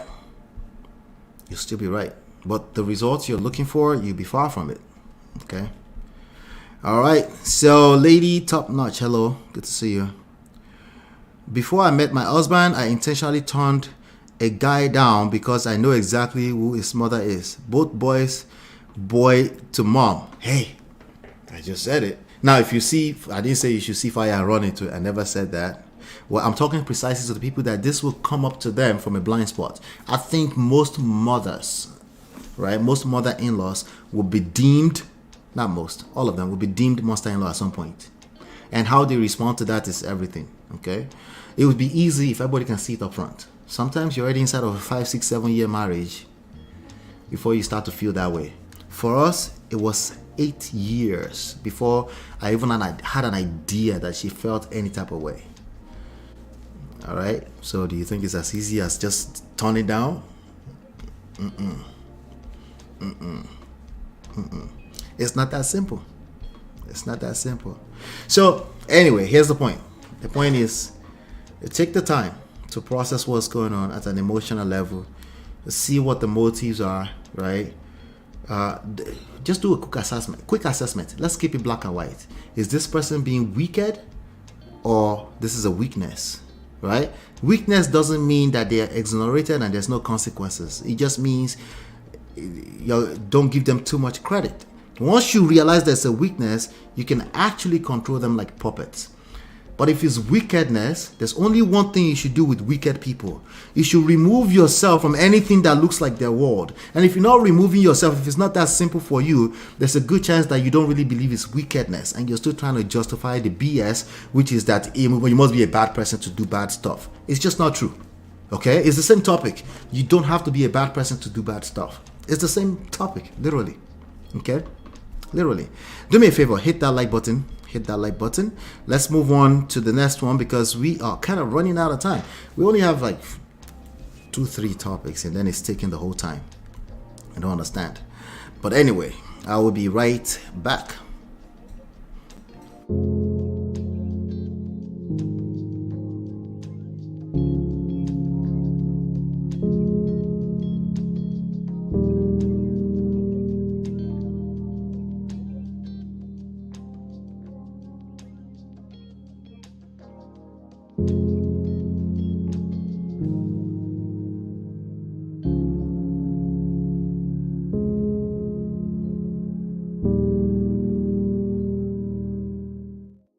Hey, Lady Never, how you doing? Good to see you. Listen to her, I beg. Step up the, I beg una in the name of God. Step up the likes, okay? Let's get the likes up to 27 or 25 or 26. There are 25 at least people watching me. Thank you, I appreciate you. If you're getting some value from this, please show it by hitting the like button. I appreciate you. Thank you so much. This topic, one of our most valued viewers, okay, I said I wasn't gonna share names, so I'm just gonna, but she gave me the permission that I can share this story. Okay, we're gonna get your opinions, then I'll give mine when it comes to it. You can't command me, I'm your woman. You can't command me, I'm your woman. Okay, all right, so I'm just gonna read. Hold on one second, let me see. Let's get the likes up. Let's get the likes up. All right, you can't command me, I'm your woman. I'm just going to read the message from her. Hey, Ola, I wanted to share something with you that happened in real time just a few minutes ago. I was on my way into work, chatting with my boyfriend. We always enjoy joking and laughing, you know, stuff like that. So he was telling me about a clip he saw, but he didn't want to send it to me so that I don't feel like he's attacking me. I said, what clip was that about? He was like, no. I was like, send me the clip. He's like, nah. I said, well, since you're telling me that you're not attacking me, just send me the clip. He said, no, he's not going to send it. I said, okay, what's the clip about? He told me that he wasn't going to send it. He didn't want to send it to me because he already knew how I was and he doesn't want me to feel like he's attacking me. So then I asked him, what was the man talking about? He said that the man was giving examples of things that men should not want to see in their wives or women they want to marry or whatever. And one of the things that he said was, If you command your woman to do something that she doesn't do, I said, first of all, command is not a word that should come into a marriage. Let me read that back a little properly, okay? And one of the things that he said was, and I quote, if you command your woman to do something that she doesn't do, and then I guess she interrupted. I said, first of all, command is not a word that should come into a marriage or a relationship because you're dealing with your wife, your woman. You're not in an army or military or police post. And he was like, see, I already knew this is the issue with me. That he was already telling me that, and that he's not talking from a controlling standpoint. But you know, just telling your wife not to do certain things that you don't want her to do. I said, yeah, but I agreed that you can talk to your wife about some things that you don't want her to do, but it's not a command. Sorry, it's not an order. Sorry, the word he used was order, to order. And I told him, like, ordering is like commanding somebody. It's just like he said, no command is much. He said, no, command is much stronger than order. So he's disagreeing that it's not the same word. That command is much stronger than order. That he was saying order. I said, it's the same thing. Like, if you're taking an order, it's no longer like a relationship. I said, you know that I completely agree that you can talk to your wife. And so he was like, you know, that's the thing with me. That I feel like a woman and a man are exactly the same. I said, it's not true. I know that women are wired differently. The way we see things are different. The way we handle things are different. And the way men handle things are different. He said, no. You feel like they should be exactly the same thing. I said, men are wired differently and handle things and address things differently. That I know for sure. And then he was like, oh, the man was also saying that it shouldn't be that every time that you bring something up that your wife argues with you about. I said, we're not. I wouldn't call this an argument per se. I said, we're having an adult conversation about something that we don't quite agree with. We can have healthy discussions. I said, right now, we're being very respectful to one another. When you do listen to our audiobook later, just know how much work that goes into it, right? See all this that I'm doing, right? A lot of it has to be edited out and cleaned up so you can have a good experience. Look out for the audiobook, December 30, okay? You see me, I'm reading script now, right? Anyway, we have a healthy discussion. I said right now we're being very respectful to one another. We're having a respectful conversation, and in respectful conversations about things that we don't agree on, we can learn from one another. We can meet halfway. We can agree or we can agree to disagree. It doesn't have to be an argument. Like right now, it's a respectful, difficult conversations that we're having. And then it's like, you know, when you're arguing, some things escalate. I said, that's not even what the situation is right now. We're having it. I said, you know, it's like we can have discussions with our wives. I said a man can definitely mold his wife, and a wife can also mold her husband, but you cannot use the word command in a marriage. So, you know, so now she's saying, so, you know, I just wanted to shed some light on that, because sometimes I guess that's how, you know, not command. I keep saying order is the same thing, same difference. He said order, you know. In my head, as soon as he says order, I'm thinking command. I'm thinking controlling, like you're barking orders at your woman. I think that would be a good topic to talk about. All right. So that's it right there. I'm gonna come to the chat. I want to see if you guys have anything to say with regards to this so far. Okay. What time is it? Okay, we didn't go that far back. Let's see. Let's see. Maria say, I have a cousin who eloped, no family attended. His mom is not nice to her daughter-in-law. She's the problem. Yeah.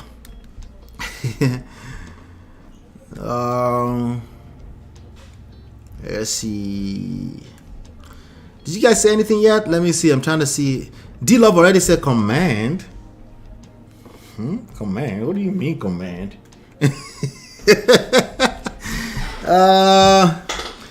Gracious says, oh yeah, let's stand like soldiers. What are your opinions about what I just read to you? Let me get some opinions. It's like stop the cap right now. You know you feel something. Please share with me. I want to know your thoughts about this before I go in on this. I think this is a Stop the cap. It's a fantastic opportunity to learn. Okay. Gracious Greatness say Commander General husband. Oh yeah, be barking out your orders because he's a military oga. I could just tell that your Yoruba is probably, my Yoruba is at 6. If my Yoruba is at 6, just the way you structure your sentences, I could tell that your Yoruba is like 3. 3. Let me get some. Okay, I'll wait for it. I'll wait for it because you guys probably wanted to just hear my take on it. Let's just get into it, okay? Let's get into it. You can't command me. I'm your woman. Okay? There's a lot in it, okay? Okay? I wanted to share. I'm quoting right now. I wanted to share something with you that happened in real time just a few minutes ago. I was on my way into work, chatting with my boyfriend. We always enjoy joking and laughing. I love to hear that. If you're joking and laughing with a person from time to time, I want to hear more of it. I want to hear you understanding that as a tool that you can build on top of, right? I want to know that you like each other at least, right? That you like each other, that you're going into work like, hey, babe, you know, you do something. It might not be babe, it might be something else that you speak in your language. But the point is that you can't wait to check on each other. I like the sound of that, you know, stuff like that. So he was telling me about a clip he saw, but he doesn't want to send it to me. So he didn't want to send the clip. Let me skip all through that, right? Eventually, she got him to say what is on his mind. He saw something. A lot of young men are seeing stuff in the manosphere and the red pill, and they are questioning their experience, okay? But they are questioning with absolute statements, generalized, oversimplified, you know, stuff that's not directly their story, right? So a lot of men are doing that. These things are viral. They're viral for a reason. They're everywhere, okay? Anyway, so even a normal good man, right, will be able to relate small. Maybe there's a little pushback. You know, sometimes it's just a small disagreement. He's seeing it as argument. You're seeing it as disagreement. Like it's not a big deal. But it's, you know, somebody has painted a picture that looked like you on the manosphere to him. Like, you know, masculine, unruly woman, right? And it's not that you're that on a normal day, but he's seen this story long enough. He's trying to avoid not ending up in that kind of situation. So he's starting to overprocess some of this viral content on the internet, right? So he might, you know, he's trying to test, like, let me see if she's masculine. I don't think my girl is masculine, but I have this little experience sometimes. Let me test it. You know, so let me throw it to her. So he decided to open up and share, which speaks to incompetence. Okay, he should not be sharing that with you. Okay, if it's competent enough, you will know that anything that looks like negative is by default negative. He will attract what he fears the most. This is one example of that. You will attract what you fear the most. You keep listening to lame men in the manosphere, you will literally attract what you fear the most. But we're not talking about him because it's not the one asking the question, but you can see this everywhere. But some of my brothers are listening. I wanted to understand that, okay? Your feelings are not invalid, but you gotta be careful. They're not. Your feelings are not invalid. They're valid, but you gotta be careful. You gotta do the work. You can't just jump generalization stuff and be testing your girl out. You will attract what you fear the most, right? You want a masculine woman, you will see masculine women just because you have fear of masculine women. No, it's not juju. It's just the way life. It's law of attraction. Okay, it's not juju. Okay, let me continue. So he told me that he wasn't. So he said this. He said the man was giving examples of things that men should not want to see in their wives and women they want to marry or whatever. And this is one of the example. If you command, okay, she misquoted him. So let's fix that. If you order your woman to do something that she doesn't do, and then interrupted, she cut it off right there. First of all, command. What did D-Love say? D-Love say, commander. You know, Dila would say command. I think she said command, right? Right? Right. So a typical woman in 2023 will do exactly that. This has nothing to do with she's just masculine. Is that a masculine behavior? Yes, because it's not safe. She feels a need to protect herself. Order, command, potato. It's not about the exact word. It's about what she feels inside. It's not about she's right. Okay, you're right. She's wrong. She felt what she felt inside. Right? And now that's your problem because you're in a romantic relationship, that's now your problem. You have to deal with that, right? Particularly, what you are so afraid of, it happens right in front of you. And you're like, well, she's just masculine. No, bro. It's a relationship, remember? A romantic relationship. So command, right? So she said, first of all, command, right? I wasn't there. I'm just creating my own scenario right now. But in terms of emotions, all of this is probably jumping out. Like, what do you mean? Like, first of all, command is not a word that should come into. Okay, first of all, she said command was not a word, and then he corrected and said, no, I meant order. I didn't say command. I think command is big. It's much a larger effect than order. And Auntie's like, wait, I don't know the difference. You feel the same way, controlling. Oh no, I didn't mean to be controlling. Well, she feels controlling, right? Well, that's not my fault. She feels what she feels. Oh, yeah, it's not your fault. It's your problem now. It doesn't have to be your fault because before it becomes your problem.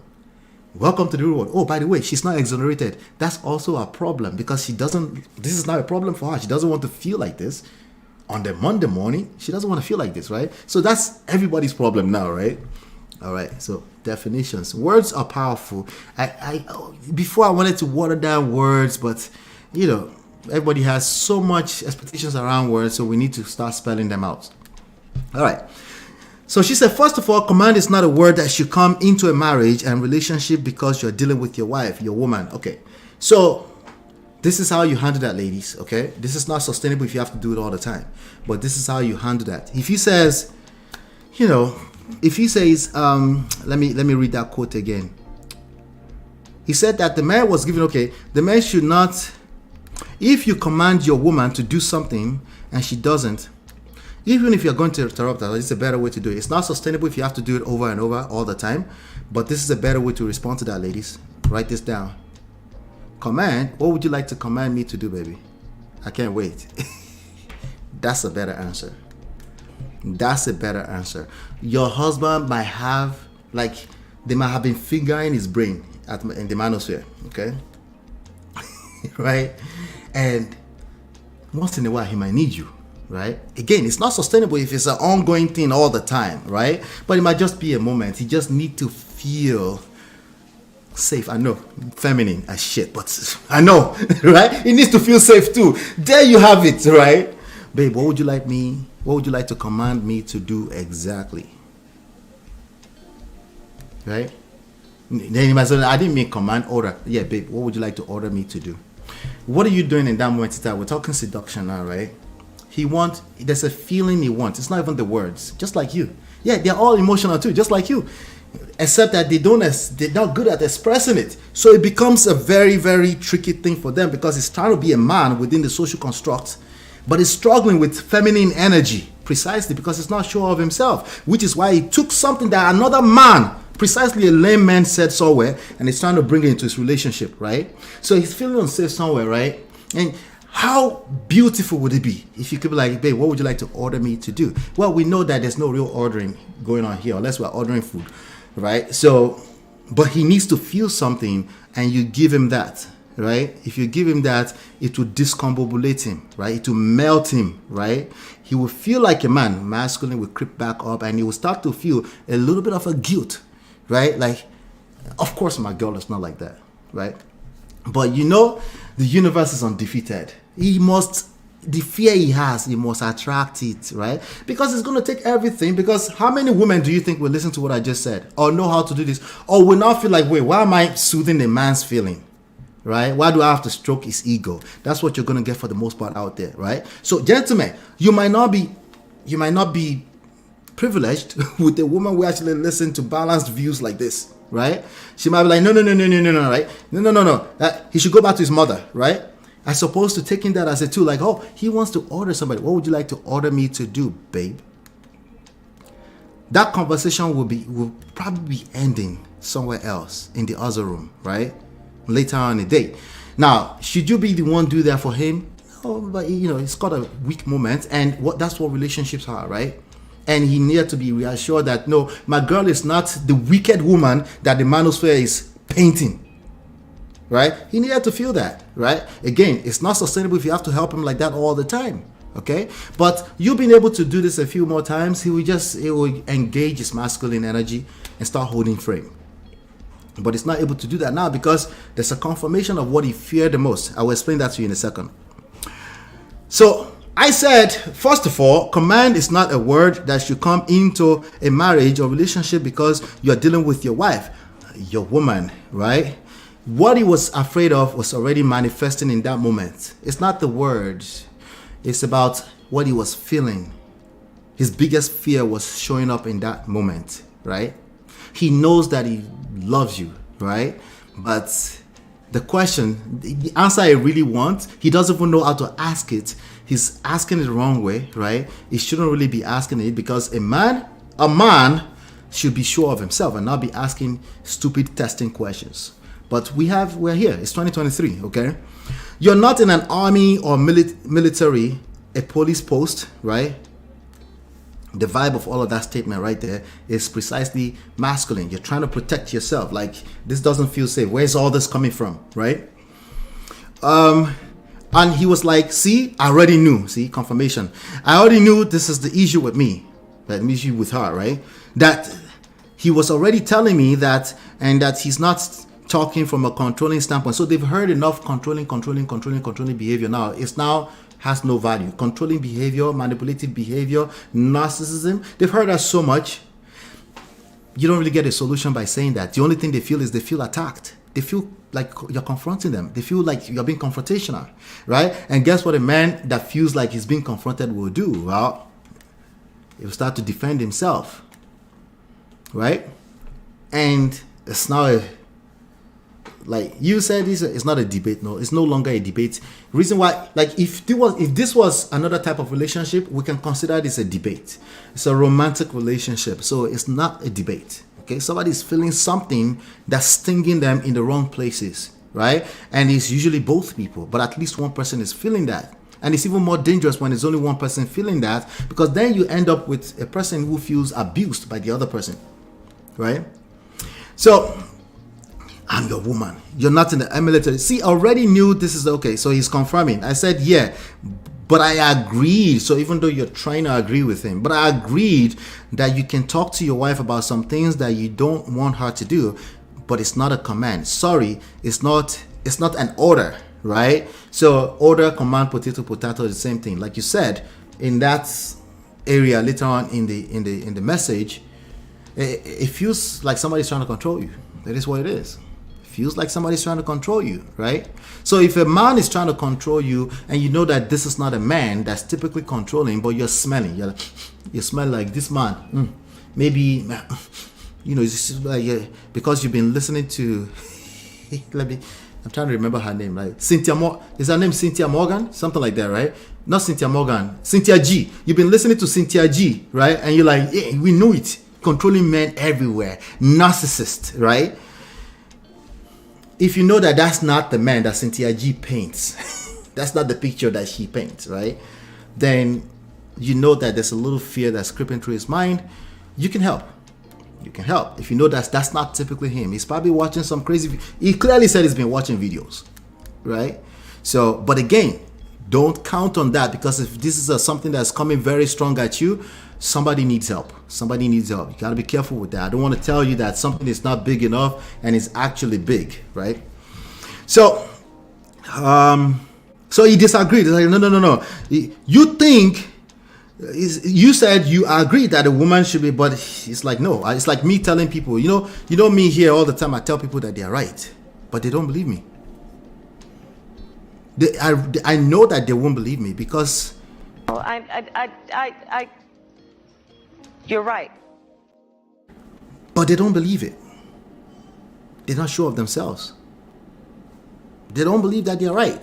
This is exactly why they end up in Shalaye all the time. They don't. We go explain because no evidence. That's why they do it, right? But you're going to see, I know the person's listening to me, you're going to see that you are also doing the same thing, right? But let me get through this, right? So, let me see here. You agreed with him, but I agreed that you can talk to your wife, agreed some things that you can say not to do and all that kind of stuff, which I think most normal people like, if you correct me on something, I can take correction. The reason why we don't agree with that in reality is because we're saying something else. There's some emotions there. There's some emotions that are playing a part here. Somebody has been feeling some type of way about the arguments. You see it as disagreement, they see it as argument. They're feeling it as toxic. It's feeling like toxin in their body, right? And they're trying to say something, right? And you don't mean any harm. This is an example of when I tell people, it's not everybody that hurts you that means to hurt you. Hurt people. This is the reality. People are carrying trauma around wherever it might be out, it might not be that deep, but they have fears, right? And sometimes in order to alleviate that fear, they will hurt you. Not necessarily intentionally. I say that all the time. Not necessarily intentional. When you see it as intentional, then there's only one thing you should do. If you're truly a logical person, you should leave that person. But you're not leaving. Why? Because you know that there's more to this. And that's what we're talking about here on Men of Prestige, right? So, sorry, it's not an order. It doesn't matter. It's the same thing. It's the same thing. I said it's the same thing. Like you're taking an order. It's no longer a relationship, right? Right? So what he's trying to say is that, well, I just want my wife to be able to listen. I want to feel like my woman listens to me sometimes. I want to feel like my woman listens to me. Feelings. So what would be a perfect time to demonstrate that? Is it tomorrow or yesterday or 2 weeks from now? It's now. How do you demonstrate that? Babe, what would you like to order me to do? It's a feeling. It's feelings. Yeah, men are emotional beings too. Just because they don't express it the same way women express it does not mean they want to feel validation, especially by a woman that they love. You want your man to be productive when he gets to work that day. Just speak life to him, right? Speaking life doesn't mean you're like repeating who's that person that was speaking life on the internet. I'm not talking about you, Ledoche, Judy type of thing though. I'm talking about, babe, you got this. I'll see you later on. Hopefully you have a great day. It could be something that simple. And if your style is to pray over him, do what you got to do. But if he feeling, yes, men do have that. Okay? So if you have a good man that you feel like you like, it doesn't hurt. Once in a while. In fact, the more once in a while it is, the better. If it's scarce, that you don't do that often, once in a while you do that, the effect of it is that big. If you do it every day, it gets watered down like everything else in life. See finish, right? Anything that's readily available is taken for granted. That's how the human brain works, right? But once in a while, when you remember this moment, you just say, I'm going to speak life to him today, right? It might even be awkward to you because you're not used to doing stuff like that because there are some of you like that, I know, right? But just whatever, there's a way you do it in your own language. I don't mean the speech, that he feels empowered. He needs that. Every now and then. He doesn't need that to be a man, but it goes a long way for him when it comes to productivity. Just like you can imagine, right? So that's that right there. So he's saying he's different. You're saying it's the same thing. That's an effective argument. That's the reality of what's going on in that moment in time. It's the reality. This is where words start to fall in the pot. Say, but words matter. It's like no. Words don't matter right now.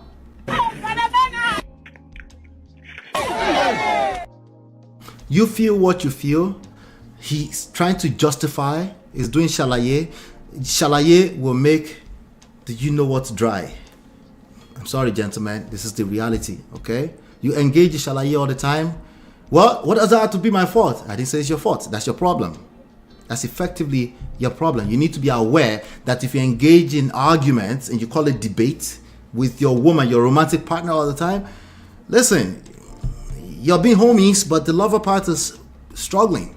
Homies, lovers, and friends. You're still homies and friends. The lover part, she still wants to feel that. It will struggle, right? So what he should have done is to never bring this up to you. Just continue to dwell on what he loves the most about you. But he failed, right? What can you do when he failed in that moment in time? What you should do is not add additional sheet test, because women do sheet test, right? What you should do is like give him what he wants, the feeling, not the words. Like, oh, it's not command, it's order. Anyone you like, baby. When would you like to order me to do something? Now that's not what I'm talking about. Like, no, but you're trying to say something, right? What would you like to order me to do, right? Turn it to something else. Turn it to banter, something like that. Now, if it's something that's ongoing that you can't even control yourself, you must be right. In that moment, the issues are big. They are bigger than it seems. Maybe it's just simple debate. No. These are the issues that end people up in divorce court. Not terrible, evil mother-in-laws who is doing juju to a person. No. It's not that. It's not that. Don't let anybody deceive you. Majority of people in divorce court have never seen a babalawo before in their lives.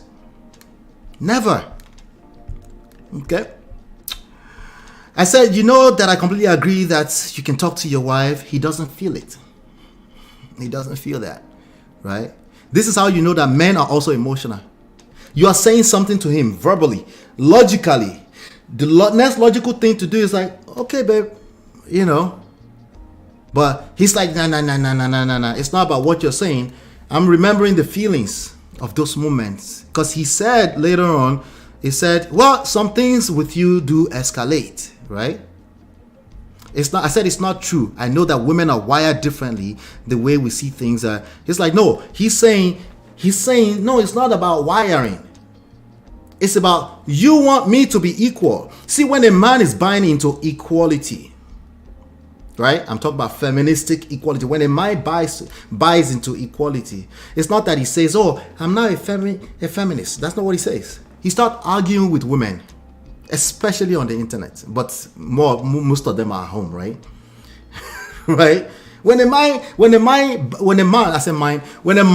buys into the equality when it comes to romantic relationships, he buys into it with his action. He might even say, no, I'm not a feminist. I hate this feminist. But the fact that he finds himself in this vibe where he's arguing with feminists on the internet, he's buying into it.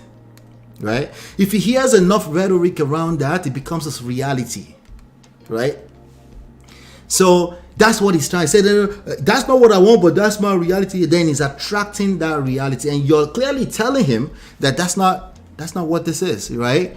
Like, this is just, you said this is just, we can disagree to agree. He said, no, this is an argument. This is always us. This was supposed to be, I call you, I check on you in the morning, we're going into work. And now, it's like even if he tries, like, I'm just being gentle right now, I'm not being controlling, you feel what you feel. You feel what you feel. And what it is that the ideologies of controlling behavior has infiltrated itself through a moment of weakness, through a person that's not sure of themselves. Okay? It could be because they're young. Listen, majority of men out here are like that. I'm warning you right now. It's not bad men only that are like that. Majority of men are having these insecurity issues and they're having questions. They're not sure of themselves. And some of the places they go to find these answers are even more toxic. It is what it is. Okay? So what are we going to do about it? Anyway, I just gave you one. If somebody comes up with something like that and you know you like them, think about the feeling. What is it that he's trying to feel? Right? Now, there's a fine line between this and you trying to be somebody's therapist. Don't go and be somebody's therapist. Be careful with that. You can't. It's not sustainable. You're supposed to be in a romantic relationship, right? So it's not sustainable. If it's just a moment, something you know as a knowledge, and it could be, there are many, many things like that over the course of your lives, even together, that a man will show up as weak. He might even be complaining too much about his job, right? And all he needs is to like, babe, but I know you're complaining about it, but you got this. Let's find you something. I know you can find something better than this. You know that, right? Just saying that to him might be all he needs to hear that day. That's it. Okay? So he says, no. You feel like they should be exactly the same thing because it's matching your actions with what he feels. It's trying to confirm what he thinks he already knows, but he's disconnected from the idea that, well, I brought up this conversation and clearly I've lost control of this conversation. Well, when you're inside of a toxic argument, it's like drinking that thing at a club in the middle of the night. and you're getting bloated. You're enjoying each sip, but when it hits your stomach, you know that something is wrong. Until you passed out. You can't stop. But you like the taste bud. You like the high, the hit when it's hitting. That's how arguments are. Arguments will feel, but you know that I want to stop this, but you can't stop. Why? Because of the obsession with being right. What if you just know that you're already right? Well, you're right. If you knew that you knew that you knew that you're right already. What if you don't need to shalaye? What if you don't need to explain yourself? What if you're just in that game to seduce and make his balls yours for the rest of his life? Lose his mind completely. Slap his mother. Okay, I'm just kidding.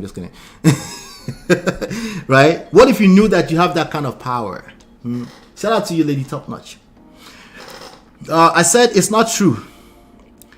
Right? I know that women are wired differently, right? No, he doesn't believe you. He doesn't. I said we're not. I wouldn't call this an argument per se.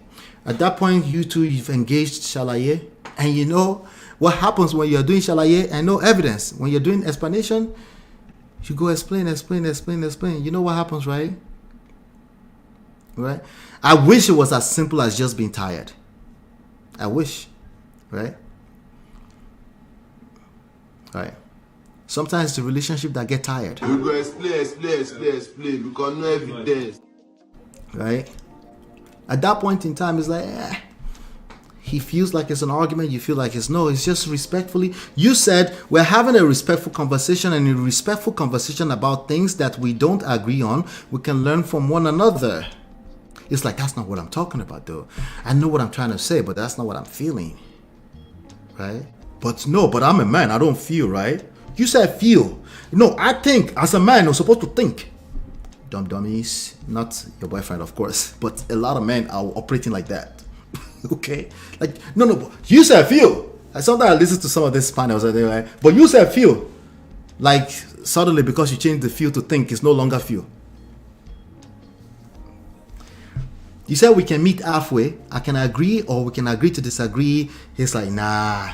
And then it's like, when you're arguing, sometimes he was being nice. He said, sometimes things escalate, right?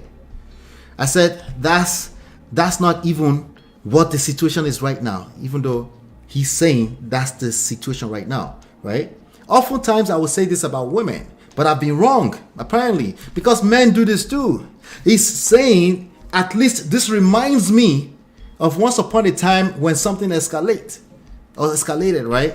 And it's like, the reality is that there's a difference here, not just in what you all are saying, but even the feelings, right? There's no synergy. But you made sure. Now, I don't know exactly how it played out. You said, you cannot use the word command in a marriage. I think you can use the word command in marriage. The reality is that who is actually in control? Okay? Who is actually in control? That's the actual reality. Okay? The same words that we sometimes sit on this panel and say we can't use, sometimes we use it. Just, you might say it's a different context, but you use the word. Oh, he lost control of his wife. People say that all the time. And then you get triggered. That word. Curse word. No control. What is the actual reality? What is the actual reality of the experience you're having with this person? And when you get hit with something that feels like emotional crisis, how do you react to that? Somebody comes to you and say, well, I think I should be able to control my woman. What do you mean, babe? What would you like to control exactly? Like me? You want to control me? I don't mind you control me. Control me tonight when I have your balls in my hands. Everybody is lost in terminology, semantics, and all this kind of stuff. Controlling behavior in its real essence is bad. That's not, somebody just heard the wrong thing just now, okay? It's bad, okay? Controlling behavior, that's why I said it's not sustainable if you have to help him all the time. He's supposed to make you feel safe and secure, ultimately, overall, most of the time. But once in a while, if you say something that's off like that, don't get triggered. Try not to get triggered, because getting triggered also kind of means you're not in control of yourself. You get triggered by what you got triggered by. But when you become aware that some of these words that we're throwing around can hurt us, even though the intentions are good. right? You start paying attention. When I use this word, how does this connect to my reality? Is this actually my experience overall? Or this is just this moment? Wait, where's that coming from? What do you mean, babe? If you were in a position to say, where's that coming from? What do you mean, babe? Right? He would back off a little bit, like, I don't know, I just saw this video. He might say something like that. I just saw this video. I just thought I'd share with you. There's nothing wrong with your significant other, romantic partner, sharing a video with you. I do that with my wife all the time. But it's usually, what do you think? It's not, but I think you are doing this, right? I think you are doing it. She's going to literally replicate what I fear the most, especially women. She will multiply everything you bring to her, gentlemen. Don't ever underestimate that statement. Oh, beauty. She multiplies everything. Don't go and be listening to a video of lame people on the internet and bringing it to your wife to shit. You don't shit test. You're a grown man. You're sure of yourself. You try at least to pretend that you're sure of yourself, right? And if you see something you don't like, you say, I don't like that. I feel like. Use the word feel. Don't let them shame you for using the word feel. I feel like when you do this, okay, baby, I'm just saying, right? If you have to repeat yourself the same point over and over again, now you're bringing videos from the internet. Baba, you need help because clearly you lost control. You lost control. But hopefully you guys learn from that. In terms of ladies, how would you respond to that? Don't get try not to, okay? I want to be nice. Try not to get triggered by certain words that everybody has thrown around, right? Command, it must mean negative. No, if you're not having negative experience, why are you use the word in a different way, okay? Or ask for clarity, right? And semantics is part of the devil here. Extremes, right? Extremes is part of the devil here. But what you're looking for is good experience. If you're having good experience, learn how to build on top of it. Learn how to build on top of it. If somebody throws you a curveball, take a deep breath. Count down 30 seconds internally, right? What is he looking for? What is he or she looking for emotionally, right? Whatever that is, you might not even have the answer, but take the time. Don't be in a rush. There's no need to have a response right now, right? And if you find yourself, shout out to all the what do you call them? The realists out there. If you find yourself like, oh, but we're just human, we're supposed to argue, like, knock yourself out. There's nothing wrong with that too, all right? But please, when you do end up with a wrong result, remember that there's a lot of the sequence of events that lead down to, right? There's a lot of them that are right, some of them are wrong, some of them are in between, right? But the ultimate is that you don't like the result you're creating, whatever result is for you. If you're creating good results for yourself, keep doing what you're doing. There's no need to change anything, all right? What do y'all think? That's the point. It's a long one, but I thought there was good lessons in that, you know? Gentlemen, don't do that. Don't take videos back to, not even remotely, right? It's not enough that you say, I'm not going to share the video. You bring negative back to her, she will multiply it. If you're trying to frame it as positive, she can smell it. She will multiply it for you. Typically, she will multiply it for you. And I don't think it's sustainable that your woman should be helping you to make her feel safe and secure. It's just, we're not set up that way to work against you all the time, okay? All right. What do y'all think? Anybody have pushback? Let's push back. Command, I'll point and laugh at him. No other words needed. I think I like that better, actually. But I think they were on the phone. Turn it to laughter. Like, what do you mean command? Okay. You can even say, Commander General. Are you my Commander General now? What's going on? Banter, maybe that's what you did, right? But from everything, it smelled like it became some kind of argument. That's what you're trying to avoid because nobody gets anything from that. Except being right. You're already right. Ranking my Yoruba, I was born in Yoruba land and lived in Western world for most of my existence. So come shame me. So 3, you're 3. I'm 6, you're 3. Woman, we know they agree. It's loaded. A man has authority, but there should be mutual respect. If a man needs to bark commands at his wife, he is hungry for the feeling of control, or if he's afraid of being challenged. Yeah, I think that's close. I think that's close. You know, but men wants to feel like they're in control. That doesn't necessarily translate to they want to control you. Many women are mixing this up, rightfully so, because the men are running their mouth on the internet, thinking the internet is a barbershop.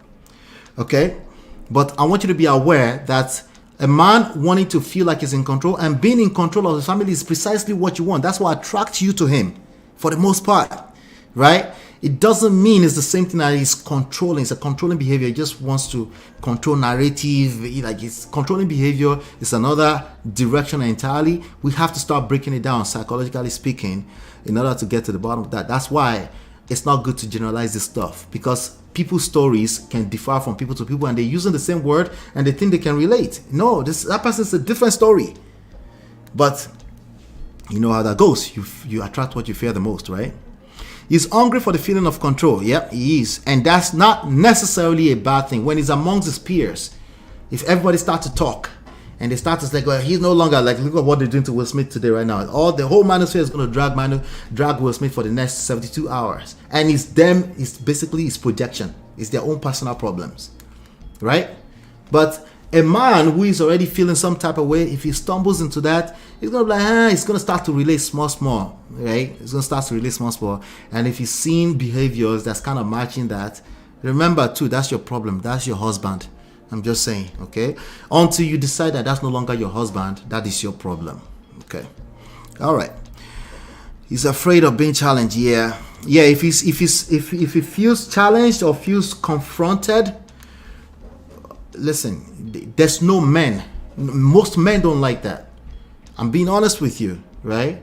So I'm saying most because there are some of them buying into the equality ideology, and it's not equal when you try to act like a woman. It's not equal. That's precisely putting the woman under you. When you try to say, oh, we're equal. No, there's no equality. Men or women are two different entities completely. Right? So when you try to play the equality in terms of every rhetoric, the words you use and all this kind of stuff in a romantic relationship, you will end up under, because he's going to try to treat you equal and you're still looking for someone to treat you like a lover. Right? Because that's what attracted you if you're a typical woman for the most part. So it's very dangerous, very, very dangerous. But when he buys into that and he doesn't know the nuances and the differences, and this is a romantic relationship, this is my woman, right? My woman doesn't mean I own her. It's context.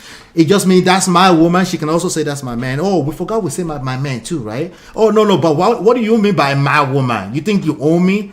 I want it to be nice to everybody. Tima Alpha, even I know I can't suddenly command even my younger ones that are obering. Therefore, I know command, yeah. He said he wanted order. As in like, oh, do this for me. Like, I say that to my wife all the time. She doesn't have a pushback to that. However, I might even say more of a subtle word, but she can feel my vibe like I'm being controlling. She will push back instantly. If the vibe is off, especially if there's been sequence of events that's making people feel on the edge a little bit, it's never really one event. That's the reality. It's a sequence of events that leads to when people start to feel triggered by every little thing, right? And that's why I say, hey, it's not sustainable if it's something that keeps going on over and over. And Chinye says, exactly, order or command is like control to us because it's what it feels, not the words, not the semantics, not getting stuck in semantics, what it feels like on the inside for both men and women, especially women, gentlemen. Okay, but that's not the word you use, but this is what the dictionary says. See? And I don't want to call people lame. I don't want to do that. Don't bring dictionary into this matter. Is dictionary inside of your relationship?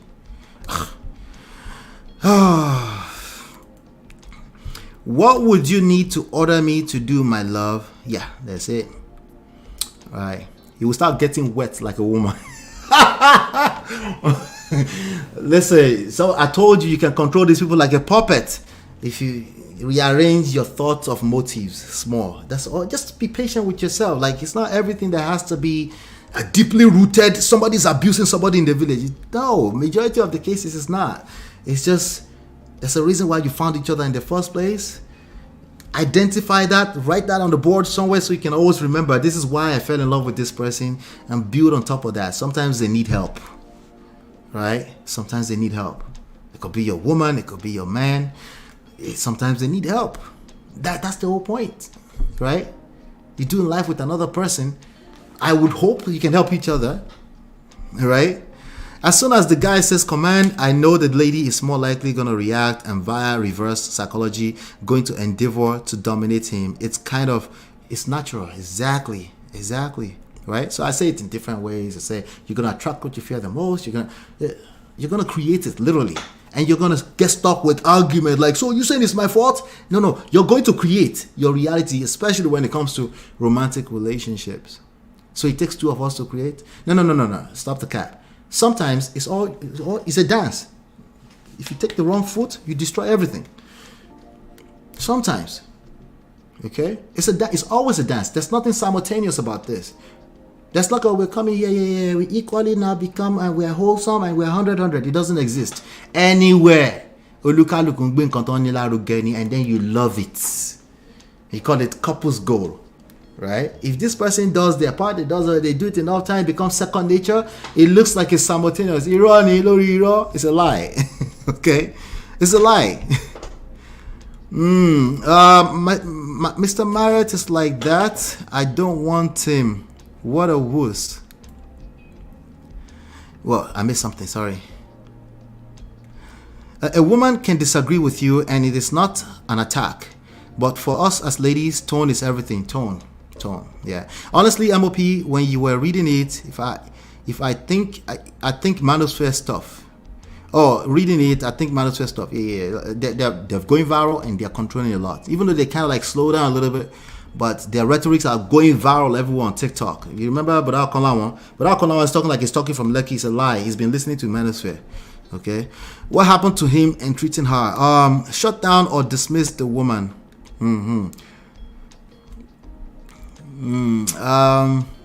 Yeah, dismiss the woman. Yeah, that's always a bad idea anyway. Bad idea. The lady go show him Kung Fu Pepe. Hi, Rubra. What language is this, Temilade? Where have you been, by the way, Temilade? What language is this? Good to see you. Wait, are your babies typing? I think the babies are typing, something like that. Good word, MOP. Thank you. I appreciate you. It sounds like choice of words went down in the Poto. Yes. Choice of words is a big part of it, right? But mainly is tone of words. Yes, men respond to tone of words too. Don't mind them; they are capping big time. It's not the tone; they just want us to tone. You like tone too, Didere? Okay, not Didere, as in like my brother, right? You like tone. You don't want anybody barking at you. You don't like confrontations. You don't like a woman being confrontational with you. That's the whole conversation about respect and submissive. A lot of times these women are doing but you don't like their tone. You want them to be feminine, like the one that creates content on the internet. You collect. Yeah, so tone definitely, choice of words can affect tone. Then if somebody pushes back at a choice of word, then you listen actively and see maybe there's a disconnect, because most of the time you're raised differently by 2 different or 4 different people in different households across the world, right? So it makes sense that people will attach different emotional meanings, not dictionary meanings, different emotional meanings to words. It makes sense. And if you're patient enough to see that when it happens, oh yeah, you control them like a puppet. Okay? We'll be Okuri. No, I'm not playing that. No. Why are you trying to get me to play Okuri? Huh? Why? What that triggers me: order, control, command, obey. Yeah. Most women in 2023, it's happening and they need to push back. This is why emotional intelligence, why is that word triggering me? I've heard enough of very negative, terrible stories and they tend to be associated by this. But what if you flipped it and say, okay, Commander-in-Chief, what do you want? What would you like to command me to do? Unless that's the reality of your relationship. If it's commanding and it's controlling, then that word is too late. You already know where that word is coming from. But if it kind of came from nowhere and you kind of like this person and you know that's not who they are, then they might have been listening to stuff. But you can control that, by control. See, control. You can control that. You can influence it. You can influence, like, you just need to feel a little safer. Men I need to leave that man alone, I beg. It's hard. Kevin Samuels is everywhere. And it's not even Kevin Samuels. It's some of the worst of Kevin Samuel students. They're everywhere. Okay. My man. MOP Namigo gist you this story. Those men know they get energy to fight me. Okay, all right. Listen, there's something here. Chinye says, Ola, what is a good way to disagree with your man without him feeling like it's an argument or you're being combative even though it's still respectful? Just say I disagree. Right? If you have to say that more than 3 times, that is now becoming an argument. There's nothing wrong with saying I disagree. Right? Now, if it's something that needs to get done and you completely disagree, that's the reality sometimes when you're doing life with a person. Something that needs to get done and you need to agree to disagree or something. And if he's very stunned in what he thinks, it just depends on what it is. It needs to be specific, right? If it's like, oh, I don't want you to wear that dress. Well, you guys have fundamental issues. The issue is not the dress. Right? The issue is not the dress. If you're like, oh, well, don't put the stove on the pot like that. Like, what's wrong with the way you put it on? Can you please stay out of my office? Banters. Fun. Right? Well, that's not my office. What makes you think a woman's office is a kitchen? You see? We're saying something else, but the story has led to another angle now. Okay, don't say office. Just say, oh, it's not office. It's not. I don't know. I'm trying to think for something else more lame. But you get the gist. Just say, I disagree. Right? I disagree. If it's something that needs to be, that's attached to a tangible, let's take this road or anything like that, learn how to let go. Let go is a powerful thing. It comes from a place of strength. If it's all emotional, let go. Okay? But if, again, it's not sustainable if you're the one letting go all the time of emotional matters, that should be his strength when it comes to, and if you're the one that has that strength in a typical relationship, it might backfire later on. Okay? All right. Let's see here. So, I'll be right back. Let's finish this Will Smith story. If you have any questions, drop it in there. I will still answer it, okay?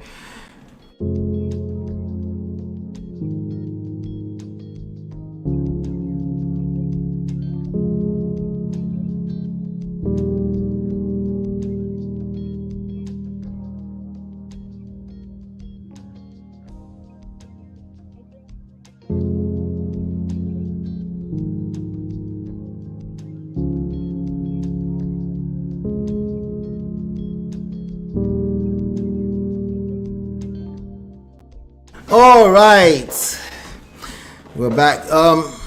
Welcome back. So the Will Smith story, I'm not going to spend too much time on it. Chinye says, I'm talking about they need to leave Will Smith alone. No, they have to drag him. Let me play a video for you. Let me play a small video for you real quickly. It's a video I put on TikTok earlier, but let me play it. I can catch my breath real quickly and then we'll continue.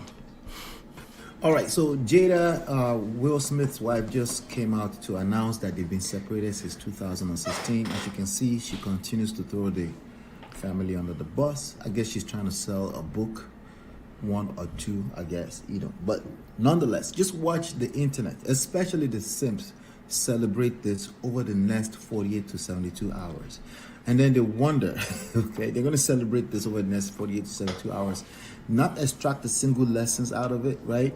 But the only thing they want to do is celebrate this. I told you so. I told you so. I told you so. That's all they want to do right now for the next 72 hours, right? But really what they're trying to do. They're everywhere already, by the way. They just want to cry about everything that's going on with them personally. But, shout out to Will Smith for not throwing his family under the bus. It's a lot for a man to take. But we're going to talk about this at 5 p.m. Eastern Standard Time. Today is the 11th of October. So that's all they want. This, I told you so. I told you so. I told you so. That's all they want to do right now. I told you so. Anyway, let's get back to the real story. I think we can't blame social media ever. I always say that. I have to hold myself accountable to that. Social media is exactly what that is. It's mostly trolls. They have the right to do it. Yes, rights. So if you don't protect what's yours, like Will Smith failed to do, right? That's not necessarily his fault. He failed to do it. Maybe he can't control that woman. I want to speak my truth. That's what the red table talk is about, right? But there's so much more that I keep saying that we don't know about that relationship, right? And that has been proven once again, right? Because now they've been separated for 6 years, but we didn't know that as a fact, right? Typically, you can know that as a fact because paparazzis are following and all this kind of stuff, but they kind of knew, but they didn't know for a fact, right? So that's where they are right now, all right? He slapped the whole man, yeah, because he was trying to protect his wife. They're still officially wife and husbands. I don't know if you're aware of that. They're still in each other's world. They have kids together, right? They are not together romantically. That's what she's saying. All right. So now the issue here is much deeper than what it looks like on the surface, and no one is even taking the time to look at it. They're just looking for ways they can project their own traumas on an issue that's already an issue, which is not, they're not saying that's their issue. They're selling a book right now, okay, and they're going to sell tons. They're going to sell hundreds of thousands of those books, right? But the people that have problem in this are the people who are projecting, who are hoping that one day they will get the news they got today, which is, oh, another marriage has fallen apart.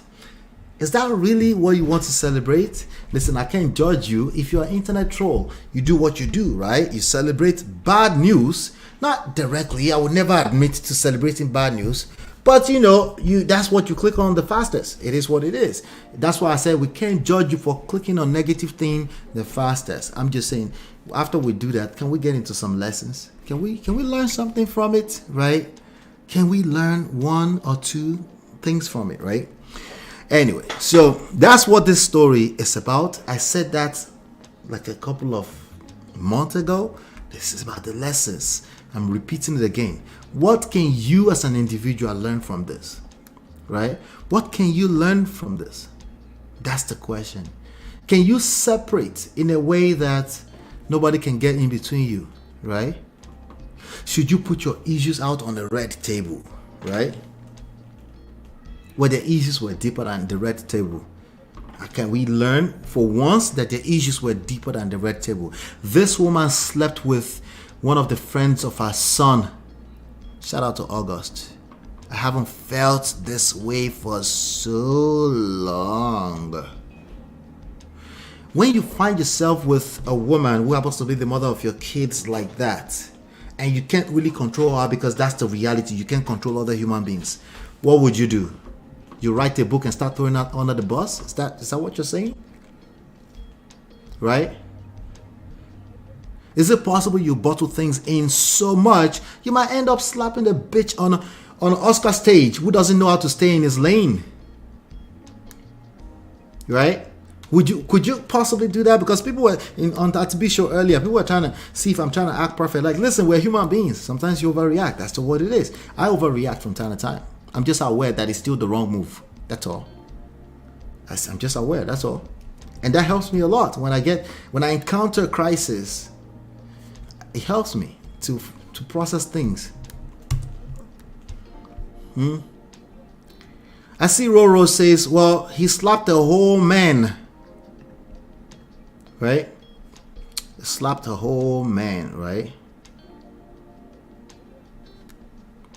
Slap the whole man. Let's see. Let me play something for you. Let me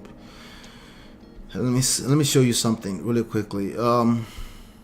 Let's see. Okay, found it. All right. So look at this on Shade Room. This was on Shade Room. Can you guys see my screen? Yeah. It says Jada Pinkett. I'm going to read it to you. Jada Pinkett-Smith reviews Chris Rock once asked her on a date amid rumors that she was getting a divorce from Will Smith. You want to know how imperfect Ola is? Ask my wife out on a date.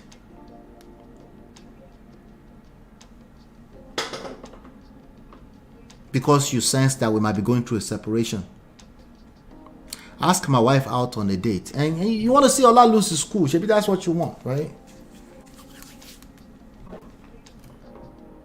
But I'm still holding I'm not going to lose the rest of my life. I might lose a few deals here and there because I'm protecting my family, which is what happened to Will Smith. I'm not going to lose my life though.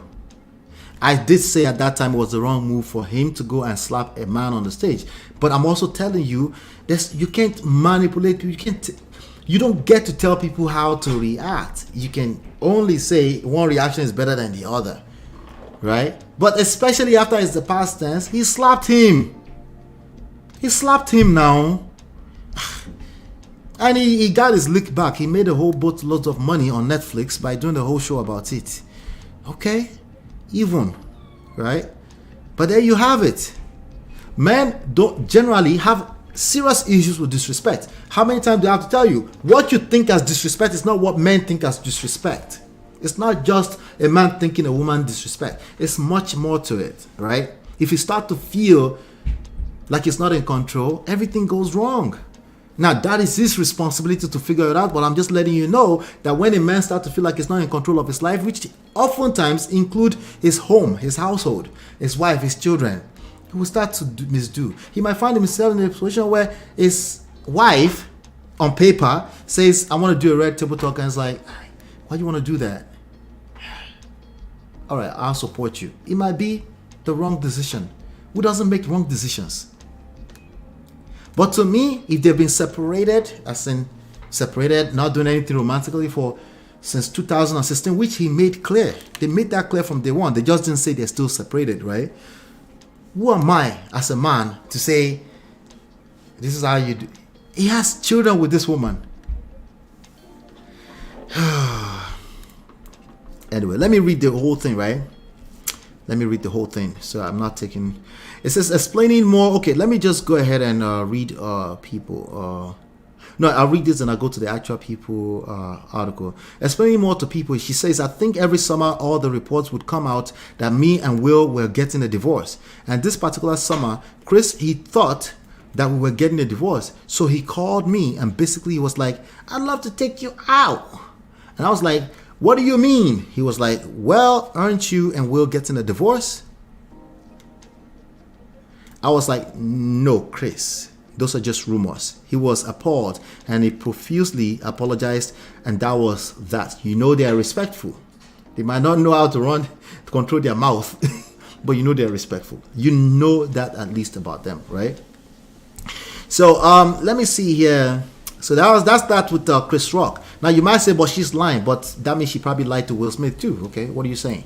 I'm telling you that a man will react a certain type of way. All that is bottling up. It's like he's smiling like kiki in your face. You know that you try to toast his wife. You just do one little mistake, it might be the trigger, the camel that broke the camel's back, and you might just get a slap punch in your face. Am I encouraging it? No, but I'm letting you know that's clearly what happened. At least we know that she's telling this story, right? So even if it's not, we don't really believe her, she's a Jezebel. Okay, good for you. Okay, but she's gonna sell these books though, and she's gonna sell these books to you all. Let me see here. Chinye said, now I understand why they started to use the word partnership for their marriage and not a marriage. It's still a marriage though. It's a marriage on paper. It's a bad marriage for life. Someone was making for it's truly a bad marriage for life. Yeah, sometimes you just, you just see things for what they are. That's literally what red pill is. But you have serious issues seeing life for what they are, and these are a bunch of men, right? And she's still in love with Tupac. Yep. Tupac hasn't been here in 25, 26 years. If she's in love at all, she might be in love with the memories that she had with that man. Somebody just heard that. I saw you justifying it. Tupac is not here.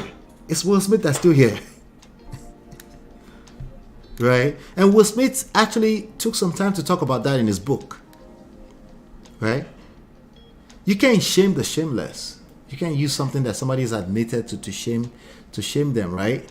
It's like he was jealous of the kind of relationship they had. You don't see that as normal? Yeah, if your wife start having some kind of best friend, so of course again, jealousy, is that necessarily a negative thing? It can be negative. It's a double-edged sword. It can also be just what it is, right?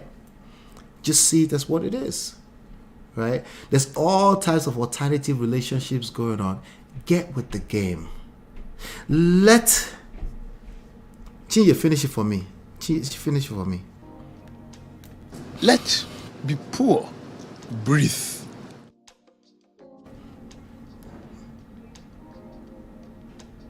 You thought it was just Sodom and Gomorrah. It was just thousands of years ago. There's all kinds of alternative relationships out there. It's not cheating if they agree to it. It's not cheating. Right? They're going to sell these books though.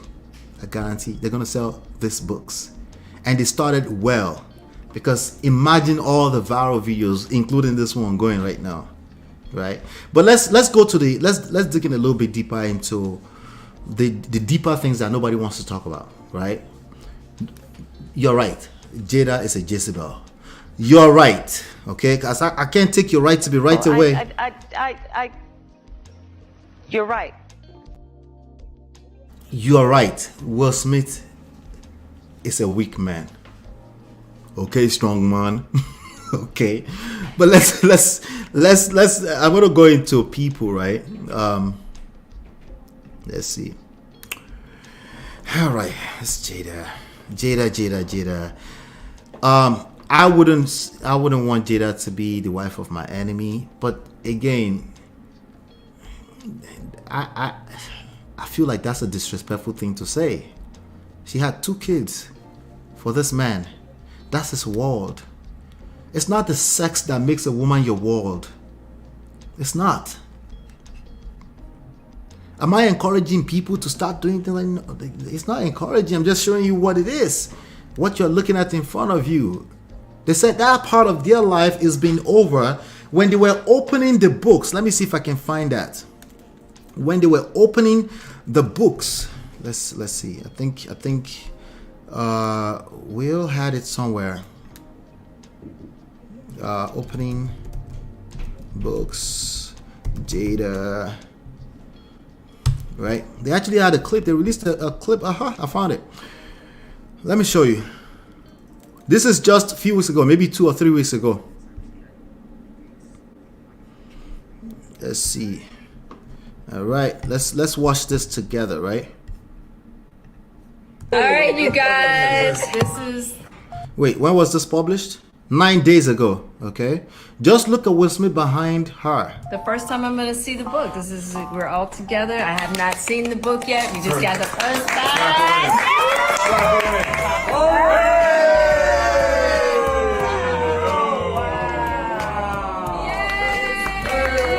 I don't know if that music is allowed, but you see that?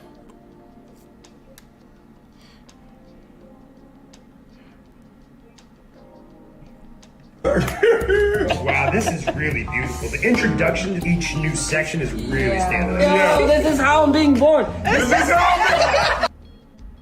just flipped straight to this page. Really? Will and I are in bed in a rented villa in Cobble San Lucas. It's late summer, 1997. He said he opened right into describing how he was being born.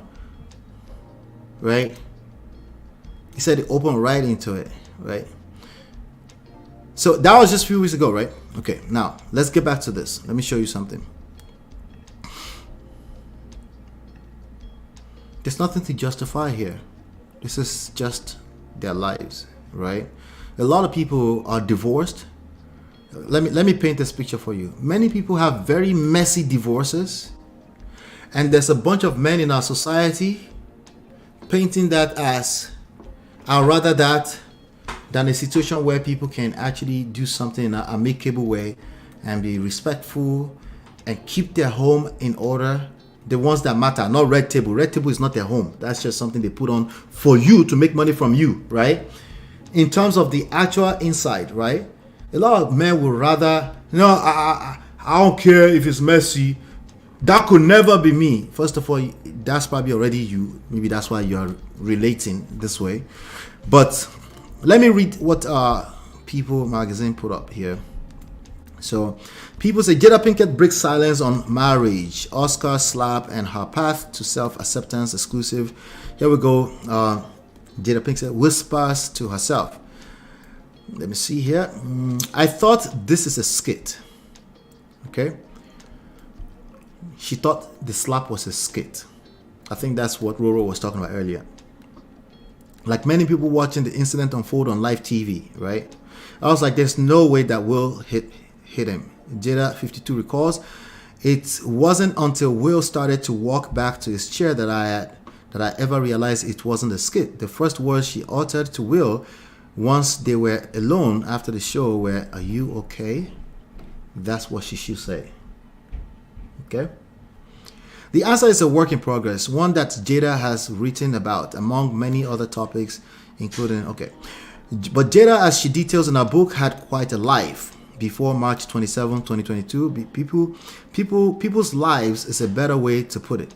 I was living a lot of them at one time. Listen to that carefully. Lives is a better way to put it. I was living a lot of them at one time. Does that not sound like a troubled person to you? Right? Okay, maybe not a troubled person. A person that has a troubled childhood, maybe. Ever thought about that? Right? Those kind of people cannot stay in a marriage. If they stayed in marriage for 22, 23 years, whatever that they did successfully, that's a stretch.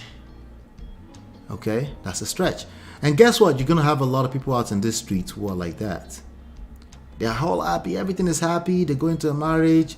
They stay in it 15 years in. They're like, damn, lost myself. You know what most of them do? They'll go to the court thinking it's supposed to be a fair fight. And then they find out, like, wait, why is he trying to take all my responses, my properties away? And then it becomes a messy fight. And then we prefer that because it looks like to us on the surface that, like, it's not the ideal.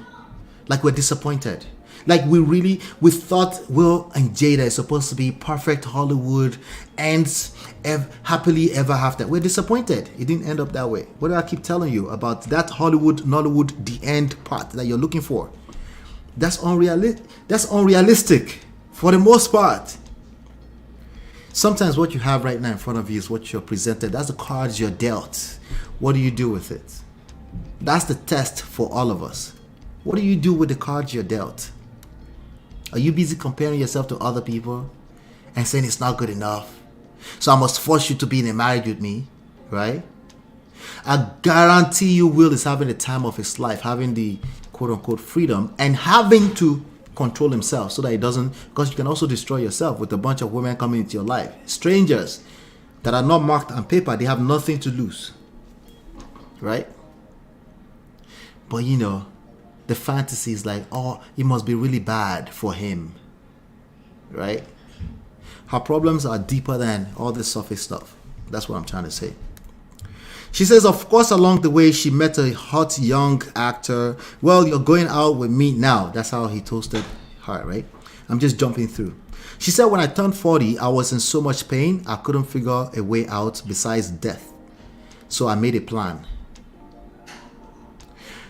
For a big part of her life, even before Will, she had thoughts of the ultimate, committing the ultimate. I'm just going to say that. Start with the S word.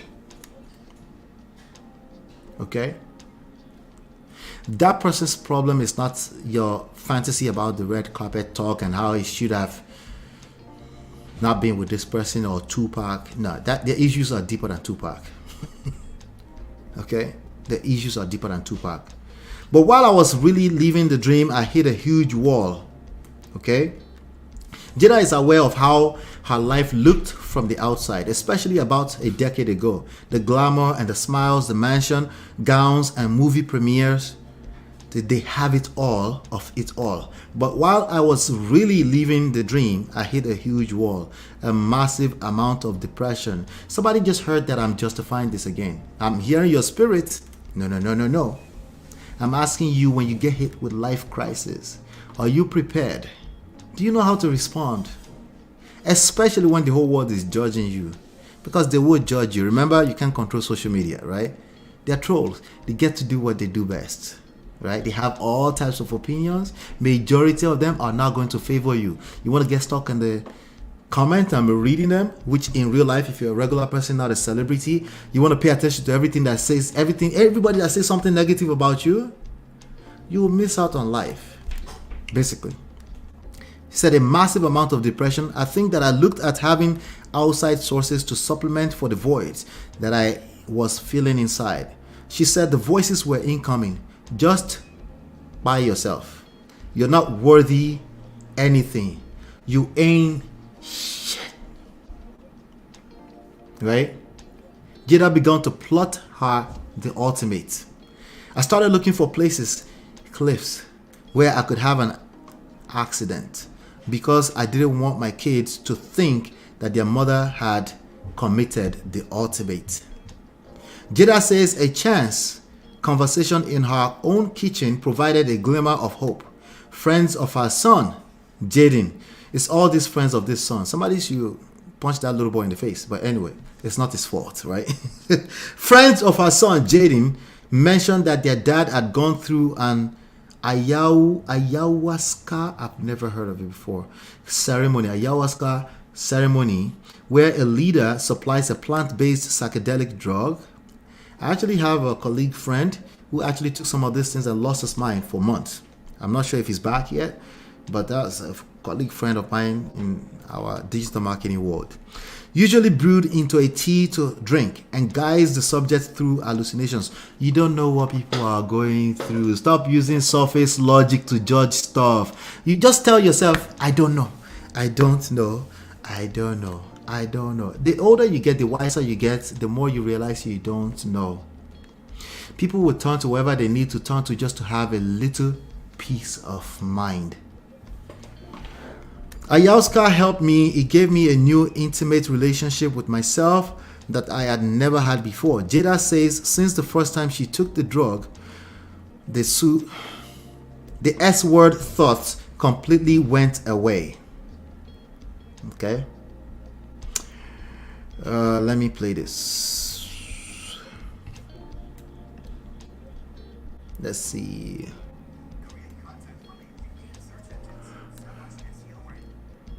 Let me see if I can play this for you guys to see. Alright, there you go. Let's share this. This is on people.com, by the way. Different stages. As time went on, there were different stages in my marriage where Will and I decided we were not together. Where we didn't, we didn't tell the public, right? Where I was actually thinking about divorcing, separating. I mean, there have been several of those, right? And so, and where we've gone and lived our separate lives. So I think within that is where people might have thought that, oh, they must be having an open relationship. And she said people might have thought. So maybe in 3 years' time, she will admit that it was actually open relationship. We were doing all kind of swinging. I don't know. See, I don't know, right? I just don't know, right? But what she just said is indicating like, no, we're separating. I was going through. Again, those are the least of the sex are probably the least of their issues, right? We just didn't want people to know the dynamic of what was happening between us. We didn't think that that was anybody else's business. Apparently, she forgot about that when she did the Red Table Talk because August did not need to come into this conversation, but August in the conversation, and the manosphere cannot get enough of that. Terrible, because they'll rather project. It is okay. Social media is not your mate. Don't try to control them. Let them do what they do. Just find your own peace of mind. I think the Red Table Talk was a wrong move. I still do think it's a wrong move. I think the slap was a wrong move. And so I think that that's where sometimes that confusion came in. Yeah. Anyway, so that's that. Let me continue here. So Jada says her husband and children as adults, they made sure they made that clear because somebody's going to take that and run with it. Their husband and children as adults have also taken ayahuasca. She knows that her family life and in particular her marriage and a topic of fascination for many people. She remembers how they first got together. All right, so that's that part. He's still talking about getting together here. Let me see.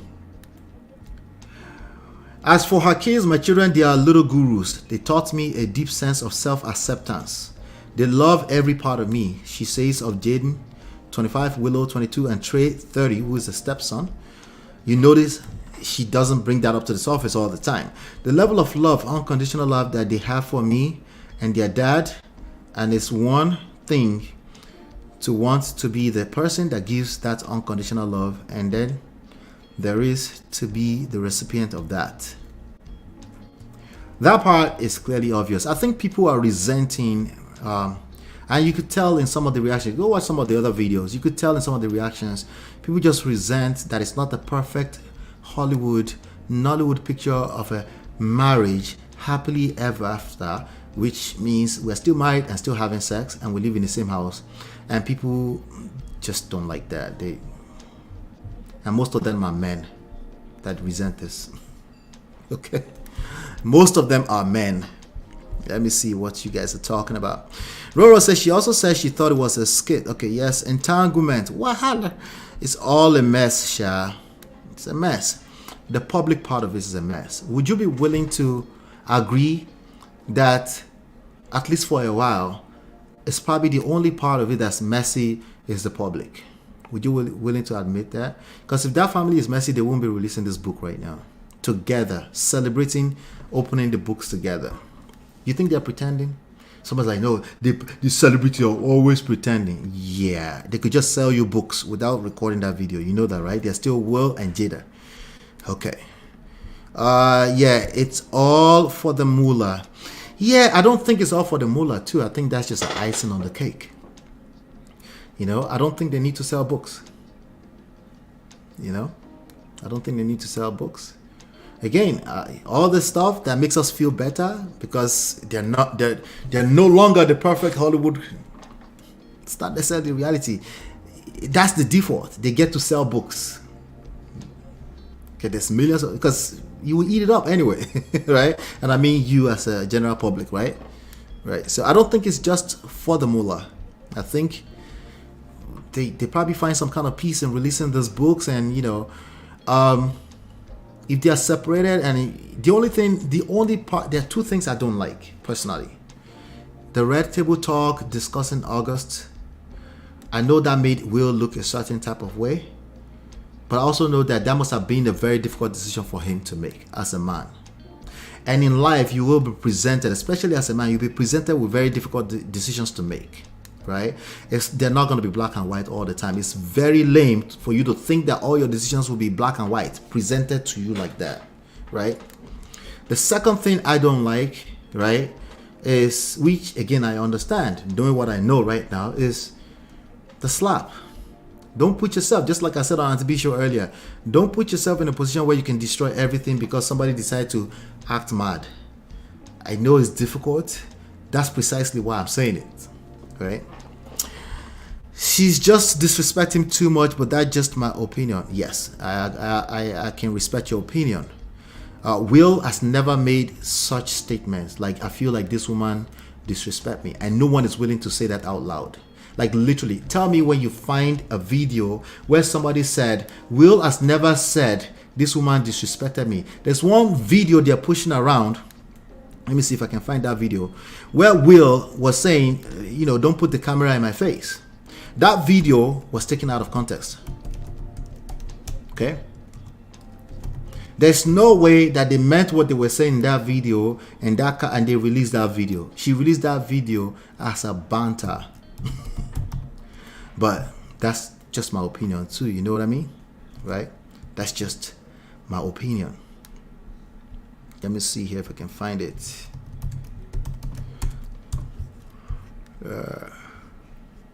Yeah, that video is going viral all over today again. This is it. Let's see, this video right here. This is the only video anybody can look at. Hold on 1 second. This is the only video anybody can look at and say, oh, she was being disrespectful to him. Let me see. You guys can see now, right? Okay, let me go back a little bit. Esther Perel is coming to the table. She's going to be at the red table. Would you say she has been instrumental in you and I redefining our relationship? I would say don't just start filming me without asking me Oh my goodness. if you could film me. Astaire, come help us again, please. He said, she said, oh my goodness, come help us again. He said, I would say, if, like, suddenly people completely forgot about the Fresh Prince of Bel-Air. People forgot, right? You know, somebody said, well, no, he was being serious. Yeah, there are seriousness in comedy too, right? But I think we took this video more personally than they did. I don't think it was that deep, is the point. I don't think it was that deep. I think what's more deep is that they were together in a space when everybody keep fantasizing that they are enemies. Projection. Please. I'm still dealing with foolishness. Don't. No. Wait, why would she say foolishness? Taking it more personally than they are. That's it. Come help us again, please. I'm still dealing with foolishness. Don't. No. Because she don't just. Would you say that she helped us heal the hurts that we caused between one another? My social media. She's all doing the deep stuff, the woke stuff, which is okay. That's the third thing I don't like about them. All that woke stuff needs to be tucked in somewhere. It's nonsense, okay? There is selective honesty in life. That's called social intelligence. There's some things you don't share with the world are evil. They will destroy it's ammunitions to destroy you. No, just be honest. They were lying to us. They're supposed to tell you the full truth because you're in their life, right? Right? Selective honesty is the reality, and I think he might have been out of his control. And if something's out of your control, you don't worry about it. You worry about all the things you can control. That's the rule. Sometimes the things that are out of your control are the closest people to you. And these are the blind spots, oftentimes. Presence is my bread and butter, okay? So you can't just use me for social media and not, don't just start I'm standing in my house. So let's even say he felt the way he felt. Shabi was standing up for himself. Why wasn't that good enough? Right? Since a man is standing up for himself now, why wasn't that good enough? Right? Oh, let's just focus on the woman. She's just disrespectful. Right? My point is that this is the closest thing that anybody can count on. Oh, Will saying she was disrespectful, right? But I think we feel the disrespect for him, and I can acknowledge that, okay? I can definitely acknowledge that. Let me see here. All right, so last thing that I wanted to play was this old video on NBC. Then we'll call it a day. So is this Don Lemon? Don Lemon is now at NBC. Is that what's going on here? He was fired, right? Are back 8:14 with Carson and Hoda's exclusive interview with Jada Pinkett-Smith, and everyone's going to be talking about this. Yeah, she is one half of Hollywood's most powerful couple. She's at the center of constant gossip and controversy, including that slap at the Oscars. She was sitting right next to Will Smith. And when we met up with Jada in her hometown of Baltimore to talk about her candid memoir, Worthy, she opened up about an issue that has been kept secret. Is this true? Right. Was that in 2016, you and Will decided that you were going to live completely separate lives. Yes. It was... Oh, this moment is so traumatic to people. I'm just going to stop right there. Because I feel your heart. I know you don't want to hear this. Like, why did you do this to Fresh Prince of Bel-Air? This Jezebel of a lady, right? Chinye, you're absolutely correct. She had childhood traumas, and it's messy. I think the mess that everybody is looking at on the surface is deeply rooted, and I think it's beautiful that they can figure out some kind of way to move forward, have a relationship. I think it's a good thing. I think it's a good thing ultimately. The only people that don't think that's a good thing are people that are still fantasizing about a perfect world. It will never happen. Not in this experience. It will never get used to it. There's no perfect world. It will never happen, ever. There's nothing that's black and white. Everything is somewhere in between. People have alternative lifestyles. They figure out something that gives them peace of mind. It is what it is, right?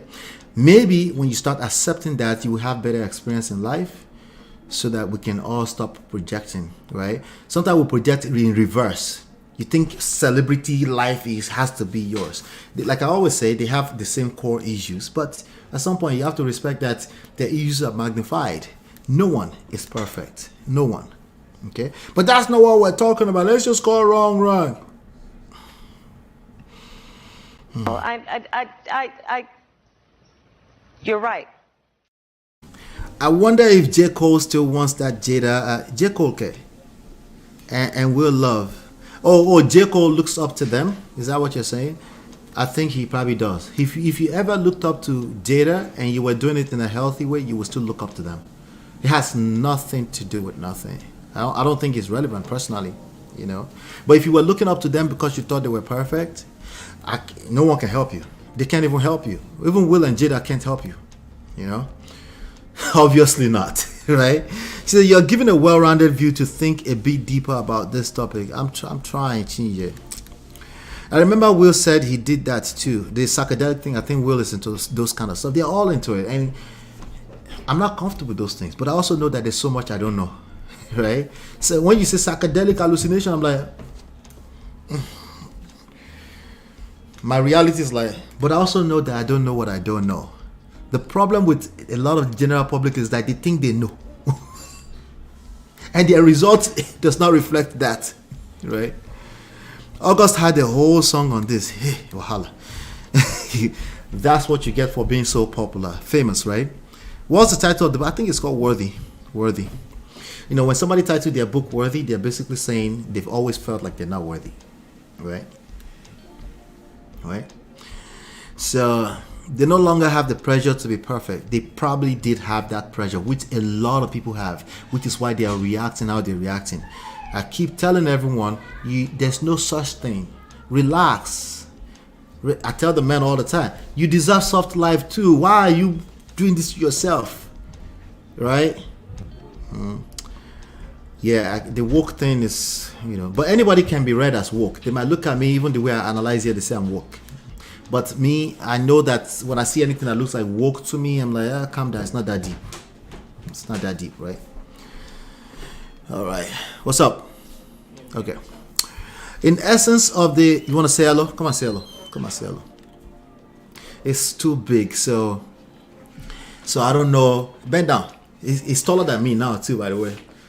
It's like, you're like half an inch taller than me now?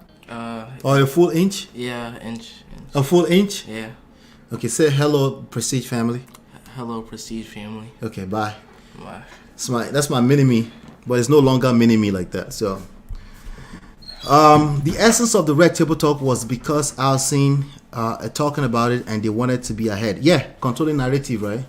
Never work. Just let him be ahead. No be August. August last one. Let him be ahead now. And Will Smith probably knew better, but you know, it's not the easiest decision to make sometimes. I think they were trying to be ahead of that story. Well, maybe it was just for 2016, Abi. No. That marriage has collected woto. That's why they're still together. There's no perfect marriage anywhere. Hey, Roro. A whole incho. Yeah, I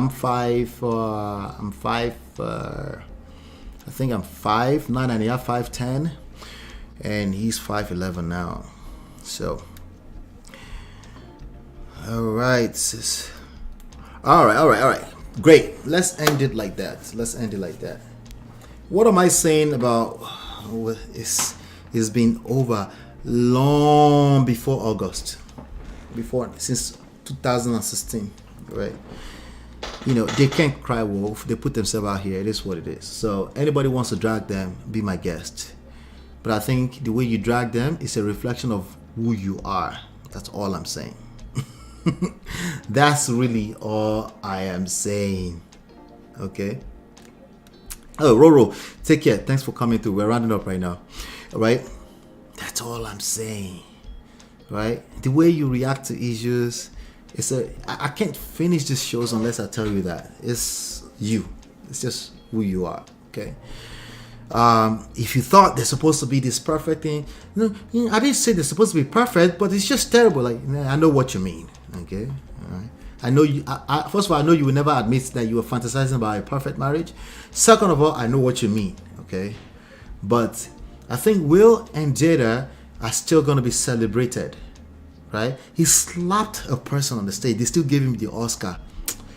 Let the poor breathe. Let the poor breathe. Let be poor. Breathe.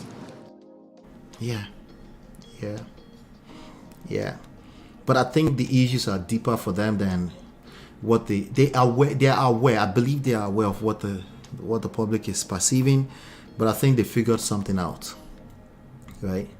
And if they ever come to a place where they wanted to make it, maybe somebody falls in love with somebody and they don't want to hold anybody hostage, they might write it on paper and say, we're finally divorced. They already live separately, by the way. But I'm not sure how that makes any difference. They travel all the time, all this kind of stuff. Will is always traveling everywhere. If you read his book, you know that, right? But there's a way he treated his ex-wife, the mother of Trey, right? So I'm not surprised that he's moving gracefully. I'm not surprised.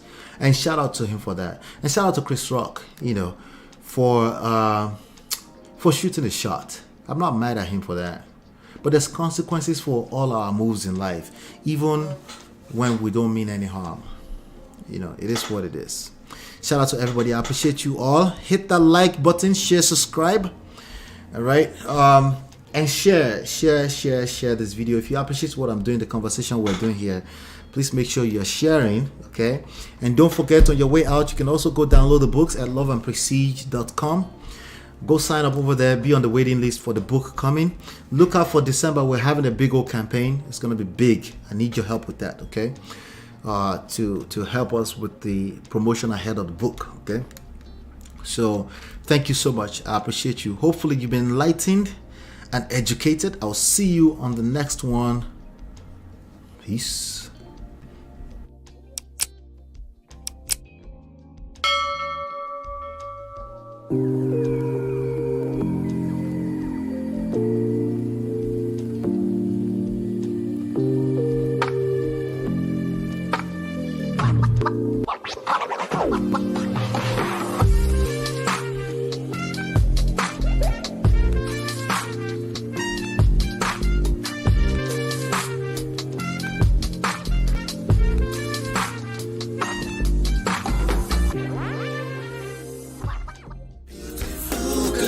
Your love that I've been missing. I miss all your hugs, your touching and kissing. Make love on the floor, the couch in the kitchen.